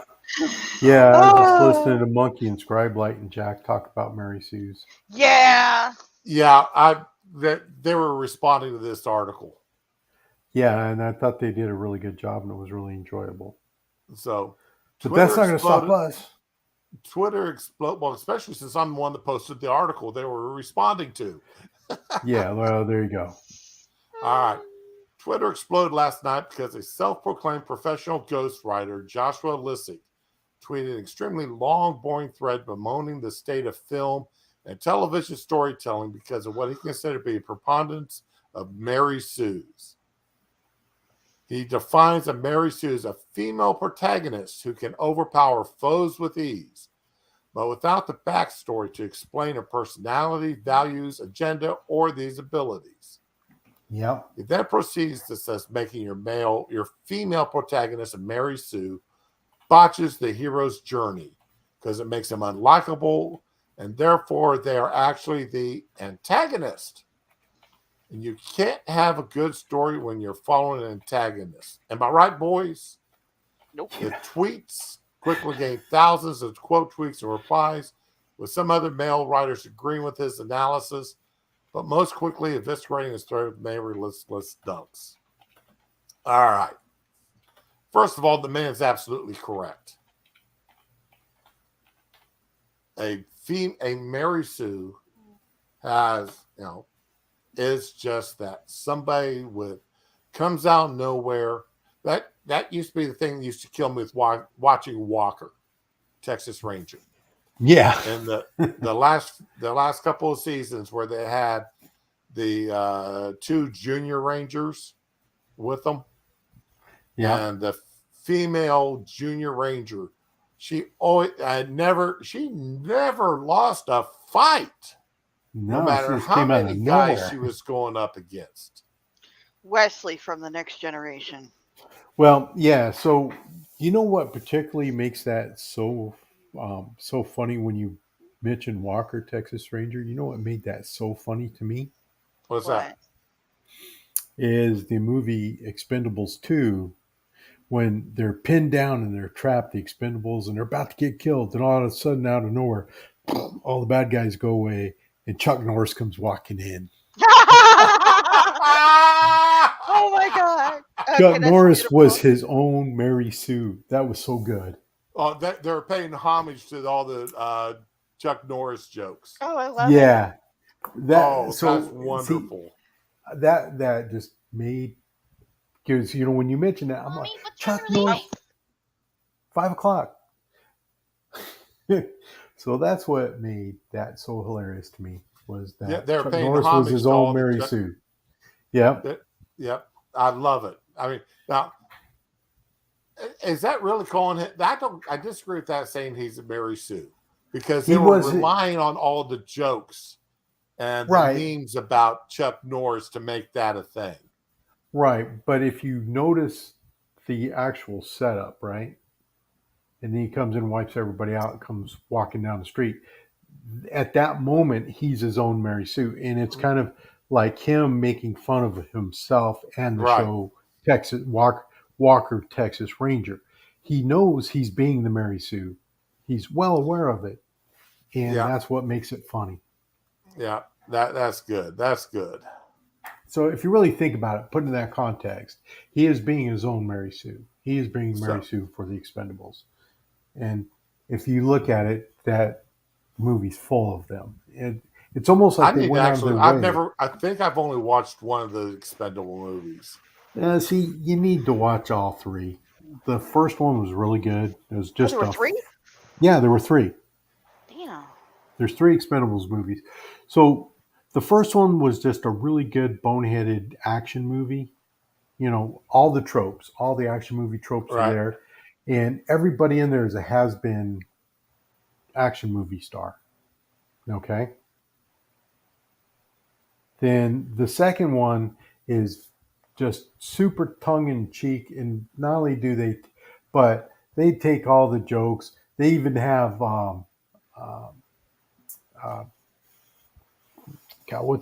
Terry Crews telling Arnold Schwarzenegger he's going to get terminated. Get it? So, like all that stuff, all the Mary Sues, all that stuff is in that one. It just, you don't watch it expecting to see a good movie. Okay. You watch it, but then the third one, they have all the old washed up, and then they bring in the next generation action movie stars, and it's yet another boneheaded action movie, but they bring in the next generation. And so that sounds like, remember that Bruce Willis movie Red? Yes. Reds? Yeah, they are similar. Red. Except for Red's based on a comic. Well, they both are based on comic books. The Expendables is a comic book as well. Okay, Because I just want to say, I saw the Reds with Wojciech Howitz in it. What? The guy that So played Wojciech Howitz in Barney Miller. Wojciech Howitz. Yeah. Oh, yeah. So yeah, because there's two of them, right? Red and Red 2. Right. I think The there's first one actually was much 3. better. No, only 2. Okay. If there was 3, I would know because I would have seen it. All right. So, what is actually a Mary Sue? Here's Okay, the first problem with their article. Let us remind ourselves what a Mary Sue actually is. Mary Sue is a pejorative term coined by female fanfics to describe a protagonist of any gender. Wrong. Wrong. It was specifically about a female character. Originally, yes, but okay, now I got one thing. Okay, you were talking about the Expendables and anything. Were you describing them as Mary Sue's? no. I was Okay, because explaining my point was that. coming in. No, what I was explaining is that Chuck Norris's part in The Expendables 2 was a Mary Right. Sue moment, and it was done on purpose. Yeah, that's what I was going to say. They're all You know, caricatures or it's and deliberate. yeah, everything is a caricature of all the typical action movie tropes. And Chuck Norris's cameo in it in the movie was meant to be a Mary Sue, so that in that way it gave them the opportunity to highlight all the Chuck Norris jokes and all that kind of thing, right? And it Gary also Sue. Yeah. yeah, and also allowed it was very much like a Gary Sue moment, and it was done that way on purpose because then all the lines and stuff, the funny, could be thrown in there. I don't think any single. I mean, I was a Mary Sue moment, but he wasn't really a Mary Sue, because it was deliberate. Yeah, One of it was Mary yeah, Sue being deliberately done. Yes. but the whole Mary Sue thing, it isn't just about skills. Like you've got that Twilight. What's her name? Fucking Bella. Bella. That's it. Yeah, Bella. She was a Mary Sue. She's an author insert. She is Yeah. the most beautiful, the most popular. Everybody wants her. She's the best at fighting. She was, by the end, the ultimate vampire. She didn't do anything to develop skills. She had no personality. It was just everybody loved her. That, and it wasn't deliberate on the author's part. She thought because she loved the character, everybody else would too. Right. And that whole thing about it not being deliberate, that's really the biggest part of a Mary Sue. Yeah. That's why I joke about Wesley and, the Next Generation and other characters and stuff. But yeah, there was actually an extended universe Star Trek novel that had a Mary Sue as the lead character. Yep. I think it was Angel of Death or something. It's a really old novel, but for a long time, people really joked about it.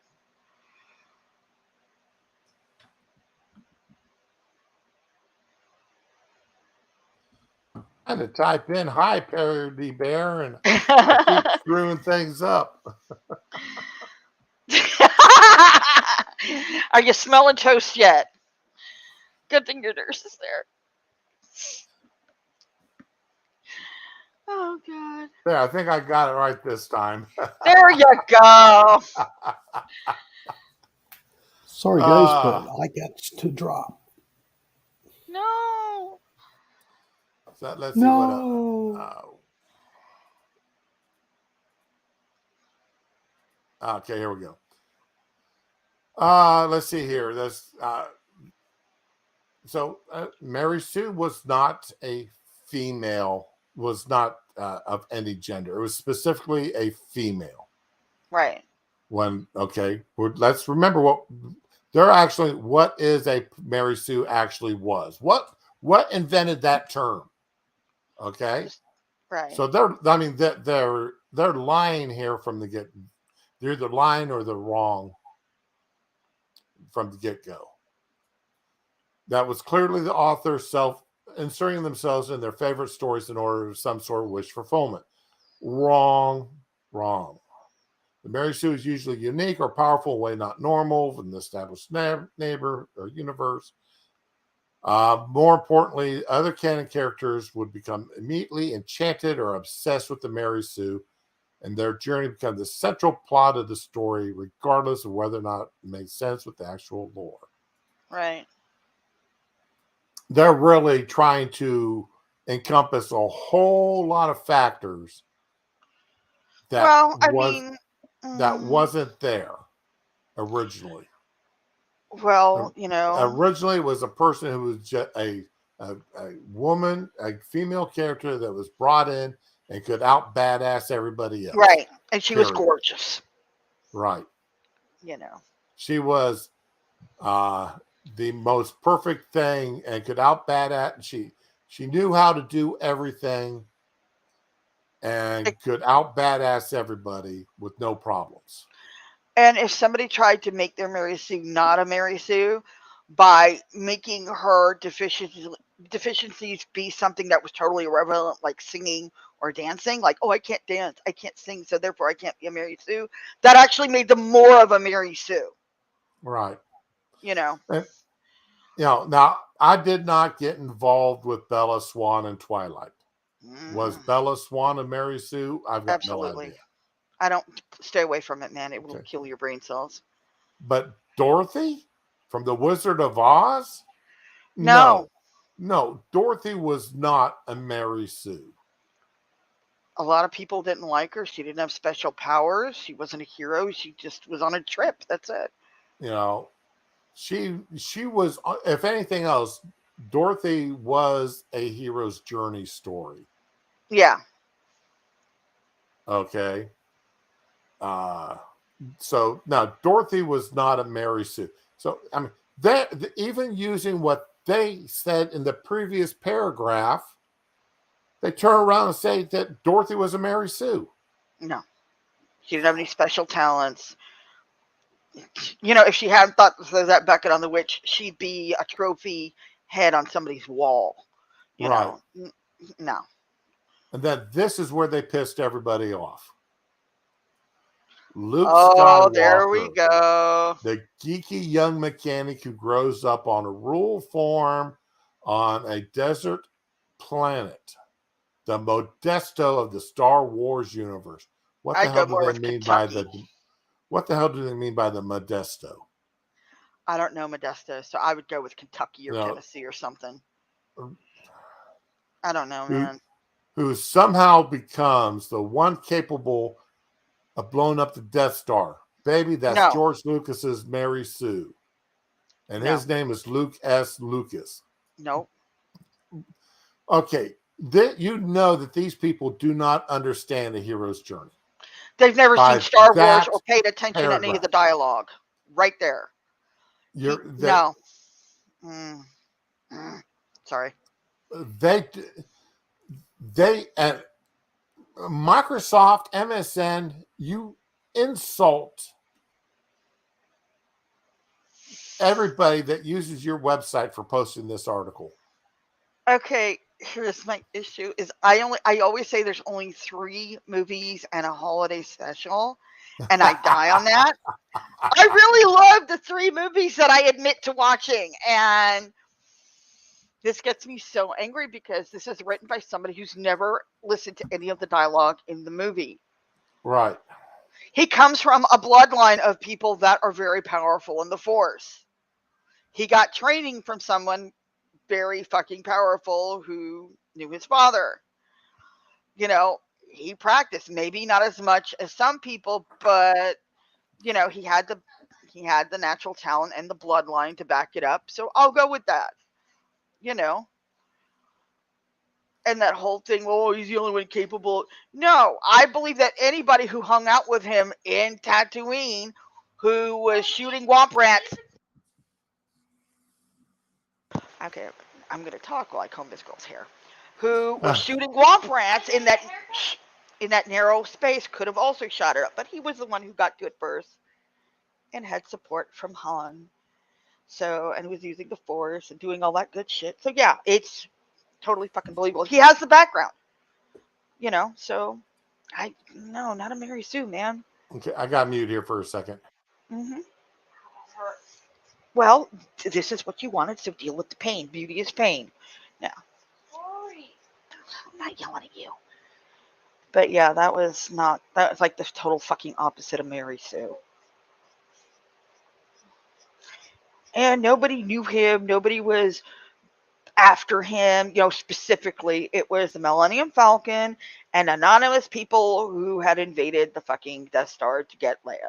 So, yeah, no, he was not the fucking main focus. Whatever, man. I don't know why that made me so angry when I read that paragraph.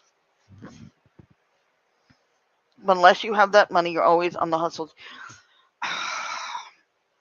Okay, so in an inaccurate analogy, Duck Dog. Children should be. Duck Dog, I cannot. No, she's asking me to brush her hair before she takes her shower. So I am a good mommy, and her hair is long, so I'm brushing it out for her. And she's a good girl. She just needs some help. I need a haircut. We'll get you a haircut. We're not getting her a haircut. So I have to help her. She's a good girl. She's my baby. Cut my hair. We'll cut your hair. We'll totally cut your hair. Oh, wow. Go get me the detangler. This is really knotted. Go get it. So, yeah. Can I get a hair? What do you want? Her being able to fix things. You fit it at home? Detangler, the spray. Psst, psst. Yeah, this kid came from the poor. Luke came from the poor side of town and was farming and shit. It wasn't Modesto. They had a swanky bar full of thieves and cutthroats and just, druggies and shit. Before we cut the hair to take a shower, the last hair. Yeah, you need to be quiet. I'm gonna call. Okay. Okay, not cutting I'm Hi. dealing with some stuff right now. I'll be give me a couple more, just a few more minutes here, and I'll be back on the stream again. Oh no. So welcome to the ramen cut show. my hair? Shh, do not cut that. What is wrong with you? Give me those scissors. Oh my god, you scared me. Don't do that. I'm sorry. Close your mouth. Anyway. Can I have a Give it together. So okay, so we know Luke is not a Mary Sue, but Ray is. And she has a dumpster fire that nobody likes. So I'm just gonna say that. Oh, come on, Shio. I'm sorry. Not you. You're not Shio. The hell, man? It's like barely been a day. Come on, man. It's Shio? Yeah, Shio. He's making jokes. God damn it. Shio. Read your chat. Let's turn you a little bit, baby. Okay, That's just wrong. I'm back, people. Thank So, yeah, and let's see here. Shio was nice enough to okay, Lieutenant Mary Sue was a half Vulcan, half human Starfleet officer who served on the USS Enterprise when she was only 15 and a half years old. James P. Kirk found her exceptionally attractive for a minor, and Ew. Spock admired her mind. She joined Kirk, Spock, and McCoy and Scotty on a mission to Rigel 37, God where knows. they were attacked by green androids and subsequently imprisoned. Mary Sue picked the lock with her hairpin, and the crew escaped. However, all the men that beamed down to the planet were stricken with jumping cold robies. As the least affected member of the landing party, Mary Sue took command of the Enterprise and ran it so well that she is honored with the Nobel Peace Prize, the Vulcan Order of Gallantry, and the Trefamandorian Order of Good Guyhood. Just fucking stab her already. However, the disease eventually reached her and she died. Her birthday became a national holiday aboard the Enterprise. Aboard the Enterprise. A national holiday. Yeah. That Fucking was the oxymoron. original Mary Sue. I remember that shit. So, now, Mary Sue's used mockingly, but not necessarily bad. Of course, it's being used bad. If you're described as a Mary Sue, you are a worthless character. You are not a character. You are a caricature.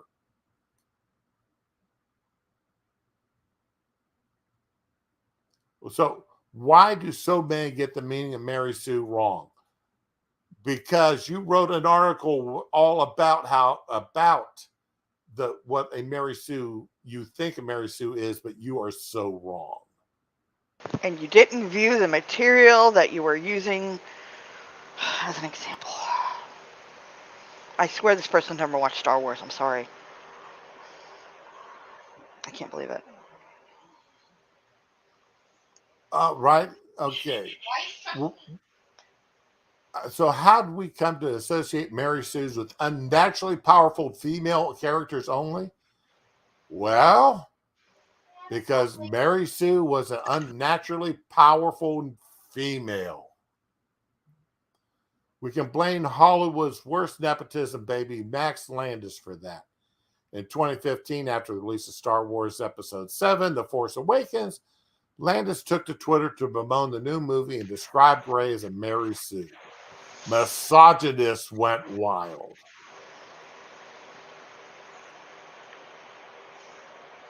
Is Rey a Mary Sue? Well, kind of. Yeah. The biggest issue with both The Force Awakens and The Rise of Skywalker is they are essentially just J.J. Abrams Star Wars fans' fic. If Rey's a Mary Sue, it is only because Abrams is only interested in getting to play with his favorite characters and retread his favorite beats from the original trilogy. Rey is his Luke, and Luke is a Mary Sue. Lucas. All right. Excuse me, but how many times did Rey fail? Did Rey lose an arm because she lost a battle? Did Rey end up in cold sleep because of injuries? Did she end up in a bacta tank? You know, Luke was not a Mary Sue. Luke was truly on the hero's journey. Yep. Right there. Nearly everything he did, even from the shooting of the shot that took out the Death Star.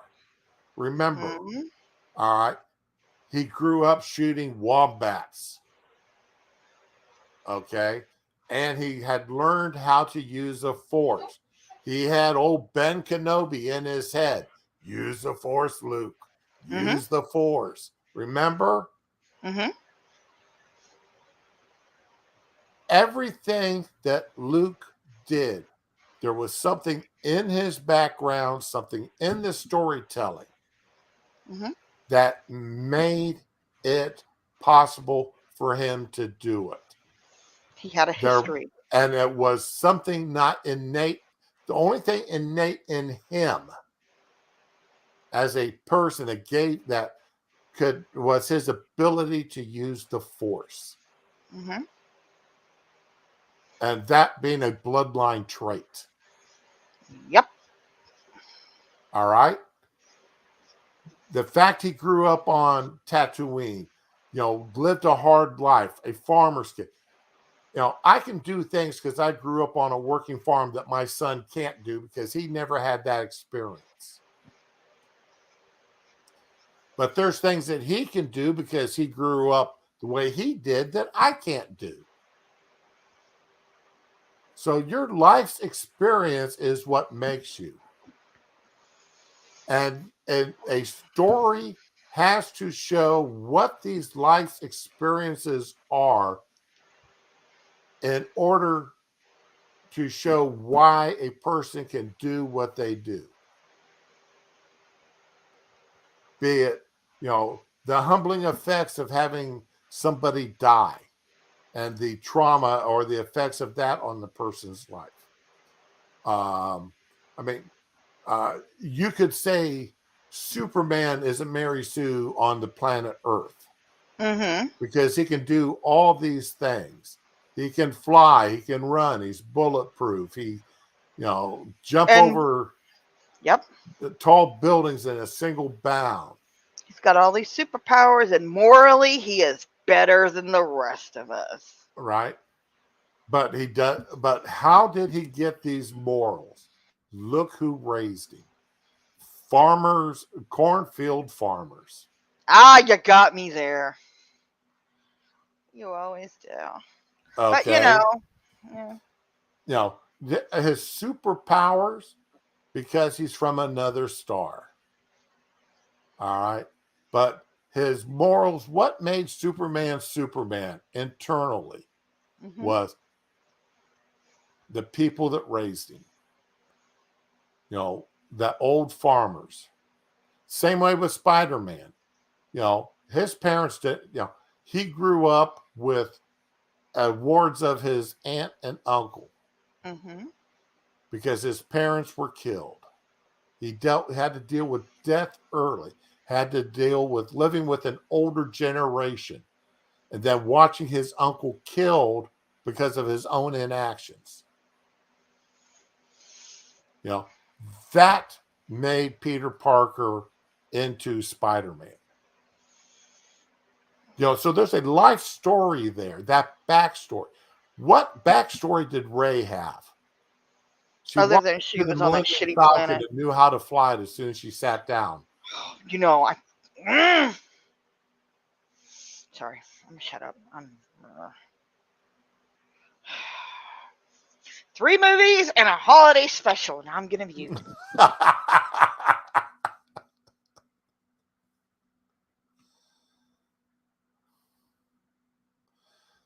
So, I, th- ah, the answer is always misogyny, because the real question here, real issue here, is the misogyny that says strong women are unlikable. Uh, Aliens. Fuck Come on, yeah. help me out, Ramen. Aliens. What about it? She wasn't a fucking Mary What's her Sue. name? Ripley. Oh, Ripley, yeah. Ripley from Ellen Aliens. Ripley. I love her. Let's see. I'm sorry, but that was one hell of a strong woman. Okay. She knew how to. She didn't have superpowers. She knew how to use the weapons. She knew the ship. She was a space trucker. There were no superpowers involved in that. Move on. You know. You know, yeah. There's, you know, strong women are unlikable. I'm sorry, but I really liked Ripley. Everybody liked Ripley. Okay. Sorry, baby. Ripley was a hella character. Yes. All right. The Tomb Raider. Oh yeah, that was right. like Alan Quartermain, basically. It was Right, wonderful. but still, you know, okay, I'm not an Angelina Jolie fan. Oh, you're talking about the movies. I'm sorry. I'm not talking about the video games. I'm talking I didn't about see the the movies. Okay, I'll let you talk. I'm not an Angelina Jolie fan. All right, other than that one where she's the guy curves the bullets. Matrix? No. Curves It's the bullets. she's the there's a couple 3 movies made. Is it Salt? No. They're a professional assassin group. Okay, I don't know that one.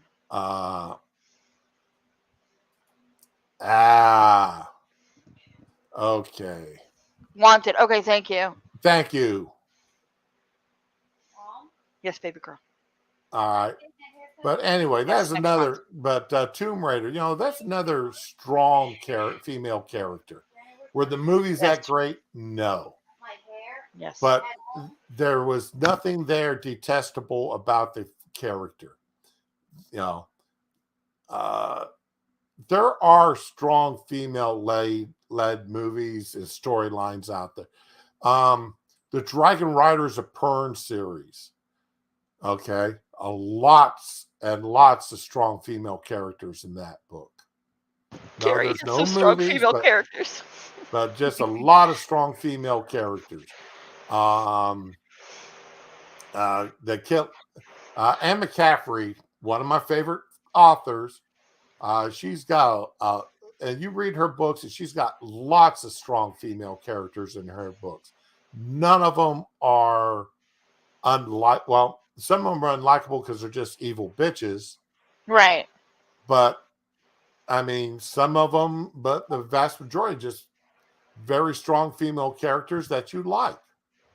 So it has nothing, the idea that misogyny says strong women are unlikable is pure nonsense. This is just a hateful comment thrown out there to try to support their role, to support their position. This article, actually, if you can't tell, this article made me mad. Really? You too? I'd never noticed. Because, I normally don't pay attention to these idiots. It's badly to the Mary researched. Sue. I don't normally pay attention to them because they're not worthy of my attention, to be honest. It's clickbait and it's bullshit, and I'm so Right. fucking tired of it. But this article, when they're denigrating so many strong female characters that I like, they're denigrating strong characters of either gender, like they did here with Dorothy, or like they did with Luke Skywalker. And the Luke Skywalker, sit there and watch the 3 movies. The only 3 movies. Sorry. You watch those 3 movies, and the hero's journey is, and the failures. I mean, where else do you get to try or try not, do or do not? Okay. And all the lessons he got along the way. Right. I mean, he had to learn how to become the man he was at the end of the 3rd movie. Yep. It was beautiful. So, because for the love of God, I know seeing how the horrors circle around again, but please, can we not let these rigid and misogynistic enforcement of gender roles be one of them? We put this to bed in 2015. Please never let us have to speak of this again. Oh, kiss my ass. He brought it up. He brought it up, not us. You know what? I need to start writing shitty articles like this that are all lies and bullshit and look like I never read anything involved in it, because I could probably make a few bucks. So many people have clicked on this shit and complained about it and linked it. He probably, his bank deposits are probably looking pretty good this month. Why did I not think of this? Brittany Knupper. Yeah, she's probably made it. Well, this is like the best kind of clickbait ever. Throw in somebody's childhood memories, and it's only got 546 comments, only 400. Let's see here. Yeah, but they retweeted it. Look at that ratio there. 149 thumbs up, 39 hearts, 36 questionings, 15 oh my gods, 13 sad stories, and 222 sad angry faces. But I would say this article got ratioed pretty good. But it even negative attention is attention. Yes, you're right. She's still getting those clicks, man. That's all that really matters. And the very first one, comments. Very first one, Luke versus Rey. Luke got training from Obi-Wan and later Yoda, as well as years of experience before he got good. Very good. Let's bring her here. Yes, the answer is always misogyny because it's the only answer you want. Right? Oh. Anyway. Yeah. I mean, the first half a dozen article comments there, I'm not going to go through them all, but it's ridiculous. But like you said, Brittany probably made a nice little paycheck off of this article. I really got to start doing this shit. I keep saying I'm gonna, but then, I'm not good at fucking pretending to hate something I love, so, I'm working. All right, baby. I might as well just keep working on my own book and just say, fuck it. So, anyway, that's that's the last. I really wanted to bring that article up here since it did I'm get glad you did. because it did get some attention yesterday. I couldn't spend the time on Twitterverse to do my comments that I wanted to, and the I guess later. Monkey and Scribe and Doom and such, they did a good job of posting my arguments for me. Yeah, I didn't get to see those streams. I kind of passed out that time. Well, no, this is all Twitterverse. Oh, okay. Well, I didn't see that either. I wasn't near the computer, but Okay, so they did a pretty good job on it. So I didn't have to jump in there, but I still wanted to get my own 2 cents thrown into it that's always fun. because I mean I am more of a Trekker than a Star Wars fan. Yeah. That's only because I grew up on Star Trek. Star Wars came out when I was a senior in high school. Oh wow. Yeah, so the 6-year-old me versus the 18-year-old me. Nostalgia, man. Well, you have a slightly more time to watch it as a kid than in a senior in high school. So Star Trek had more of an effect on me. James Kirk and Spock. Those two characters had more of an effect on me than Luke Skywalker ever will. I will say, even though it was well into syndication when I was a kid, and I was pretty much forced to watch it because other people in the family liked it, I didn't really genuinely like the original series until I became a grown-up and started watching it on my own. Right. But yeah, I really love it. So, let's see here. Luke was never meant to beat Vader of the Emperor. He was just meant to help his friends and resist Palpatine. Yoda knew this the whole time. Okay. But Return of the Jedi was really also a redemption story. I mean, oh yeah, you know where I'm going with that. There is so much packed into those, and I'm going to give Lucas. I'm going to give them their props on those first 3 movies because the original 3 movies were amazing. Yeah, and that could have been Hercules. That could have been any Greek hero's story. Mm-hmm.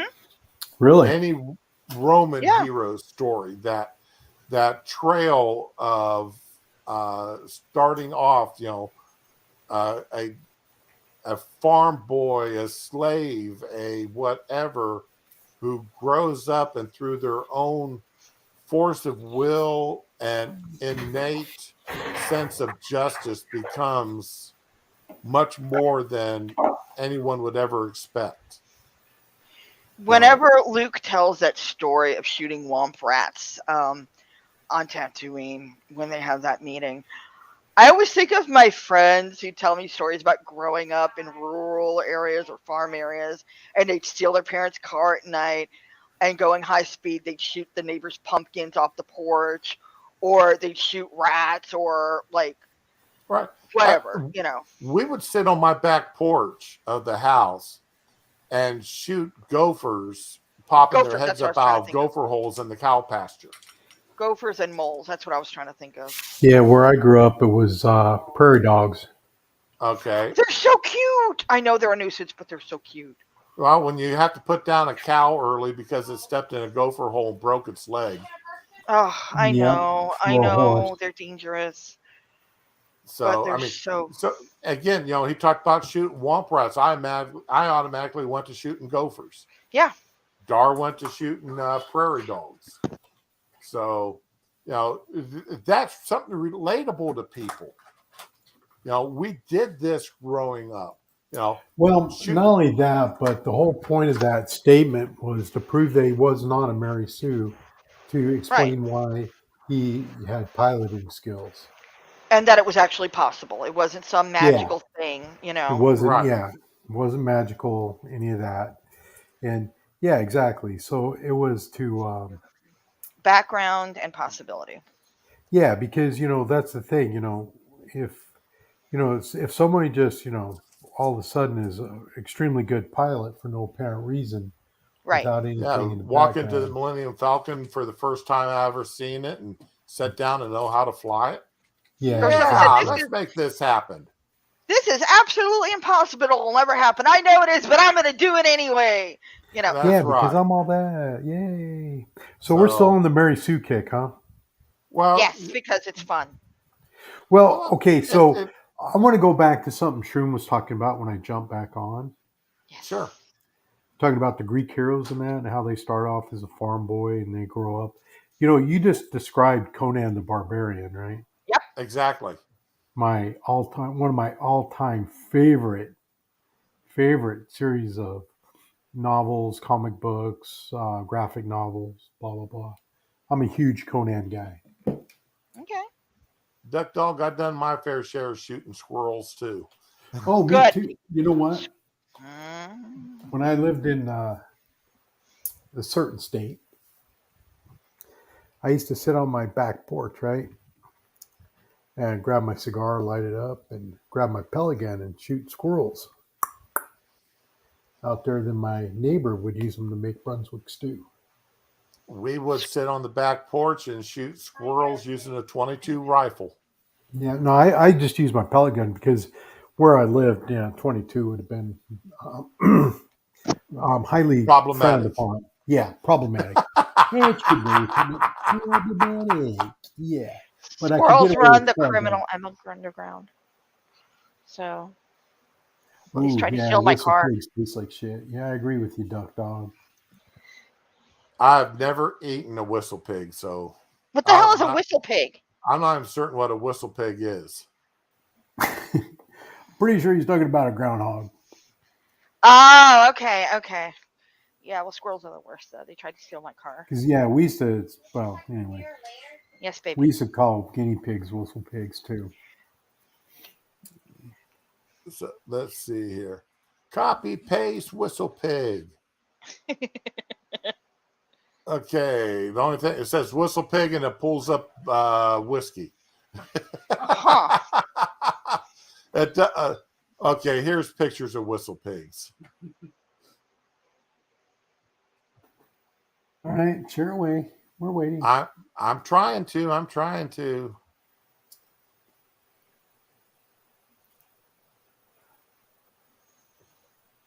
Groundhog, woodchuck, mammoth. Yeah. That's what I thought. Groundhogs, yeah. That's whistle pig. Who Depending would where you're ever from. eat a groundhog? Well, if you were hungry enough, You were I would. hungry I can enough. see it. You Yeah. know what? You spice up anything enough, it'll probably be okay after a while. Yeah. Are you gonna move the container in there? I'm doing Yeah. it. But see that there's the whistle pig that first popped up. Aww. Yeah, that's them. Except that one kind of looks like a squirrel. $4,000 for a bottle of whistle pig. Yeah. Holy You cheap wouldn't think shit. so, judging by the name, huh? Whistle Pig, the Boss Hog 3, independent straight. I'm not a big fan of straight ryes, but I've never had rye. I'm. But good God, $3,000 for a bottle of whiskey? No. Why rye whiskey at that? Yeah, see, there's things I could say about that. I'm not going to. I'll just keep my mouth shut at this point in time. Oh, look at you. No, I have my reasons, so. Okay. So, well, now's the time because it's over. It's almost it's over 2.5 hours. Oh no. So, anybody got any comments they want to make here? Nope. At the end before we lock her down for the Well, since how for the day. since how I missed most of it, which I feel bad about. We do too. Hey, man, business is business, man. And I just this is Tuesday stream. I'm just glad you guys popped on. No, I try to show up Tuesdays and Wednesdays. Not going to be able to make it tomorrow or Thursday this week. But yeah, I try to pop I do on have to whenever agree. I can. George Dickel is not a bad taste in rye. See, I like bullet rye, but that's me. I'm just not a big fan of rye in general. So you're not what is it? Rock and rye, you're not into that? A what? Rock and rye. Never heard of it. Never had it. All right. Rock and rye is rye with rock sugar. Oh my god. Yeah. That It's sounds awful sweet. Yeah. it can be, but it's here, let me see if I can. Hey, Wiki, how you doing this morning?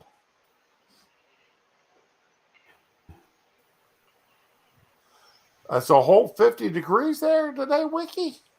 Woohoo. Yeah. I just know my air conditioner kicked on, so that means it was at least 74 degrees in the house. Yeah, mine's running too. So, Rock and rye whiskey. Yeah, so they do make, you can get, but the thing is, with rock and rye, because rye is kind of a astringent kind of drink, these poured over the rock sugar, put rock sugar in it, make it taste better, I guess. Uh, Oh, so it's not bottled ultra sweet. You got to do that yourself. you can. There are some, they make,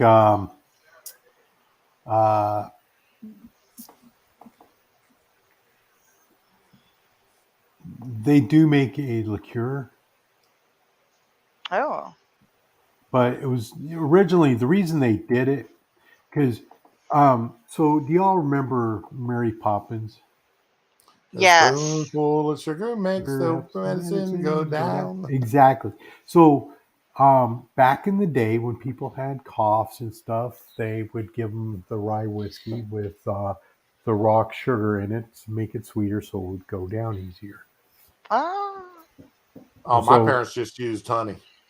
yeah, so rock and rye was originally, kind of used for medicinal purposes, and people started liking it. Ah, okay. So that's what it is. So it's rye whiskey with rock sugar, All right, that makes sense then. and a lot of places they'll put like a little lemon zest or something like that in it as well. So Hey, that's here's a basically silly what rock and question rye for is. you guys. Have y'all been getting a lot of ads for knives this year, this past month? Do Supposed hand forged knives and such? you mean Oh, viewing? those Sorry. the Fujiyamas or something that come in the box and all that. Well, like this is one I just got in this morning. Caveman Gyuto chef knife. Yeah. For $114.97 at 60% off. Yeah, I've That been looks seeing a lot of familiar. those. I I haven't haven't seen seen a that lot of particular them. one, but I've seen several Oh, for I like mean, these. I'm getting like 10 or 15 different companies a day, I got two, knife I think. ads. I haven't been getting that many, but because I do belong to several like barbecue and grilling forums and stuff like that. So yeah, Ah. Oh, those Kamikoto knives, that is one of the biggest ripoffs out there. most of them are. Most of them are. I don't play that game because see, here's the thing: is there's already somebody out there that is called Grilling Pirate Pete, and he has a YouTube channel. So I can't, be a grilling pirate because somebody else beat me to that. Oh. Well, you could be But a grilling pirate, just be yeah, grilling. but no, that's okay. I don't mind. But I do really enjoy the whole grilling and stuff. So, but I think most guys do. I think that's pretty. Well, I think most of these knives here that they offer, that I've been looking at, they're short knives. They're like 6 and 8 inch knives, but they Yeah, want $100 a piece for an 8 inch knife. It's like, that uh, seems a bit ridiculous, right? if I'm like I really do want. A friend of mine is a blacksmith, and he has been making Damascus steel knives now for about 10 years. Yeah. And he said he would make me one that would be a knife good enough as a heirloom knife. Oh. Okay. $450. And this is a Wow. knife he normally sells for eight to $900. So I mean, the guy's got. I mean, he's taught. This isn't something he whips out in a couple of hours. This knife is something it takes him a week to make. So it's the steel he's got going right now is 800 layers. Wow. Yeah. So that's not something you don't pound out 800 layered Damascus steel in a day or two.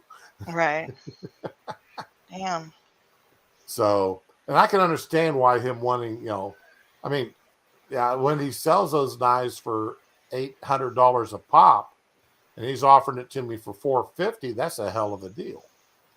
Yeah, Yeah. that's like at cost for him. Yeah, basically that is that cost. Basically, that's Between the materials and his time, yeah. So I'm saving up my pennies and I'm going to buy one, but I told him it's going to be. I want it to be between 12 to 14-inch blade. I mean, I want this. When I break that knife out to cut chicken and turkeys or whatever, I'll. This is a knife that's going to. I'll be able to go through the bone and do everything, without having to be a meat cleaver. So, but anyway, yeah, I'm just amazed at all these knife ads I've been getting lately. They all look the same. Right. Well, a lot of sites, especially the really like not so legit ones, they just go to Google and take other people's pictures and use them. So Yeah, that's true too. Now, if you are going to buy a knife, though, one thing that he's warned me, and I've looked at some of these ads, Damascus steel just means it's been folded. It's been layers and layers and layers of steel. And when you okay. look at the metal, you can see that there's layers in it when you look at the finished blade. Right. What a lot of companies are now doing is they're doing like they're calling it etched Damascus steel. Oh, they're printing on the fucking blade, aren't they? They're Yep. taking and etching in Go get your shower. the baby. lines and the designs that you get from real Damascus steel. So you've got to be careful. Yeah. If you okay, and here's a picture of real Damascus steel. Okay. I'm getting ready to share it right now. All right. Okay. There's a picture of real Damascus steel. And you see all these lines and such here. That's from the Yep. layering. Not seeing the picture. Uh-huh. Yeah. Not seeing the. Oh, there it goes. Never mind. Okay. Well, all those lines and such, that's from the layering of the steel. And they can get different designs and purpose depending on how they layer the steel when they do it.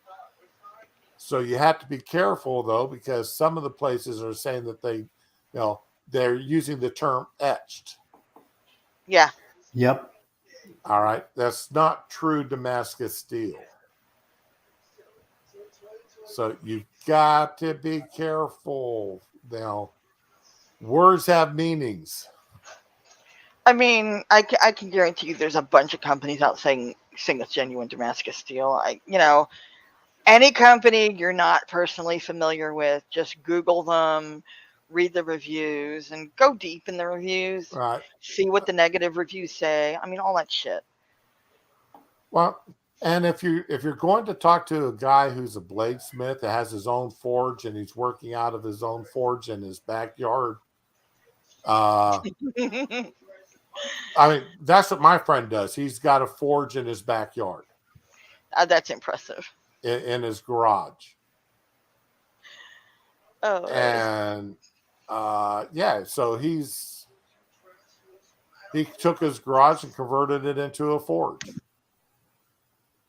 and the work he's out there for 8, 10, 12 hours a day, making things to sell. And that's how he makes his living. Yeah. He does special orders. And when you do, he doesn't like it, but he will make a sword. He doesn't like making swords because he doesn't like working with that much metal. And the people always want more than what he's will. It's like, I'd love for him to make me a sword cane. But he's like, no, I don't make sword canes. I'm not going to make that kind of an item for anybody, let alone you. no. Liability, oh. Yeah. So, but anyway. Oh God, now we're up to almost 3 hours. Yeah. Keep going. I don't know I could do that, but Well, let's make it okay. We got 8.5 minutes left. Let's stretch this out to 3 hours, then call it.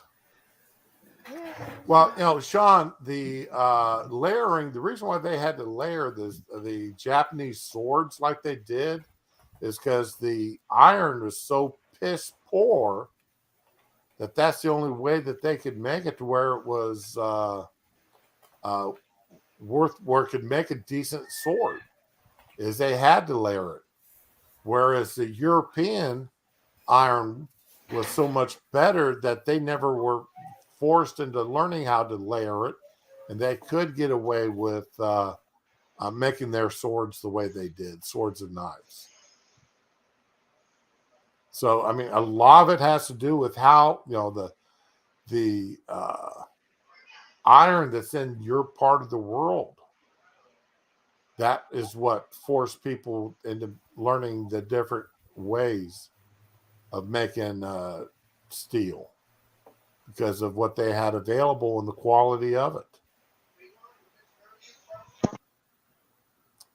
At least that's the way that lesson's been beat into my head. When you have friends who are into technical businesses like this, they love busting fairy tales. And they love sharing their knowledge. Yes, whether you want to have it shared with you or not. yeah. Aww. Damn. You show a little bit of interest in what they do, and you're going to get sat down for an hour-long lecture. Well, that's why you're getting it for $400. Yeah, I sat through his lectures. You're paying in time also. But no, it's nice. I mean, it's nice though, because you actually know then what to look for. Mm-hmm. And it's sometimes easier to tell the rip-off companies. Yeah. I don't trust first thing he says is, if somebody says they're using Japanese steel or they're using a Japanese or Oriental sounding name, that's the first red flag to worry about. Mm-hmm. Because while people have mythologized the shurikens and the katanas and the samurai swords, he goes, for the most part, they really weren't that great for the first few thousand years because of how crappy the steel and iron was that they had to work with. Right. So that mythology of them, it's like the how the samurais were, the mythology of the samurai versus the mythology of the knights, excluding Knights Templar, but just a standard English knight Oh or yeah, the French Ostrogoths, Visigoths, all that. or the French knight. How they're just portrayed as lumbering brutes in their suits of metal. So, but yeah, layering is, the layering was what they had to do, and layering does make better steel. It's like, Ah, the riddle of steel. Oh yeah. it's like when you're baking biscuits, or dough breads. If you layer your doughs, you get a much fluffier, tender bread or biscuit.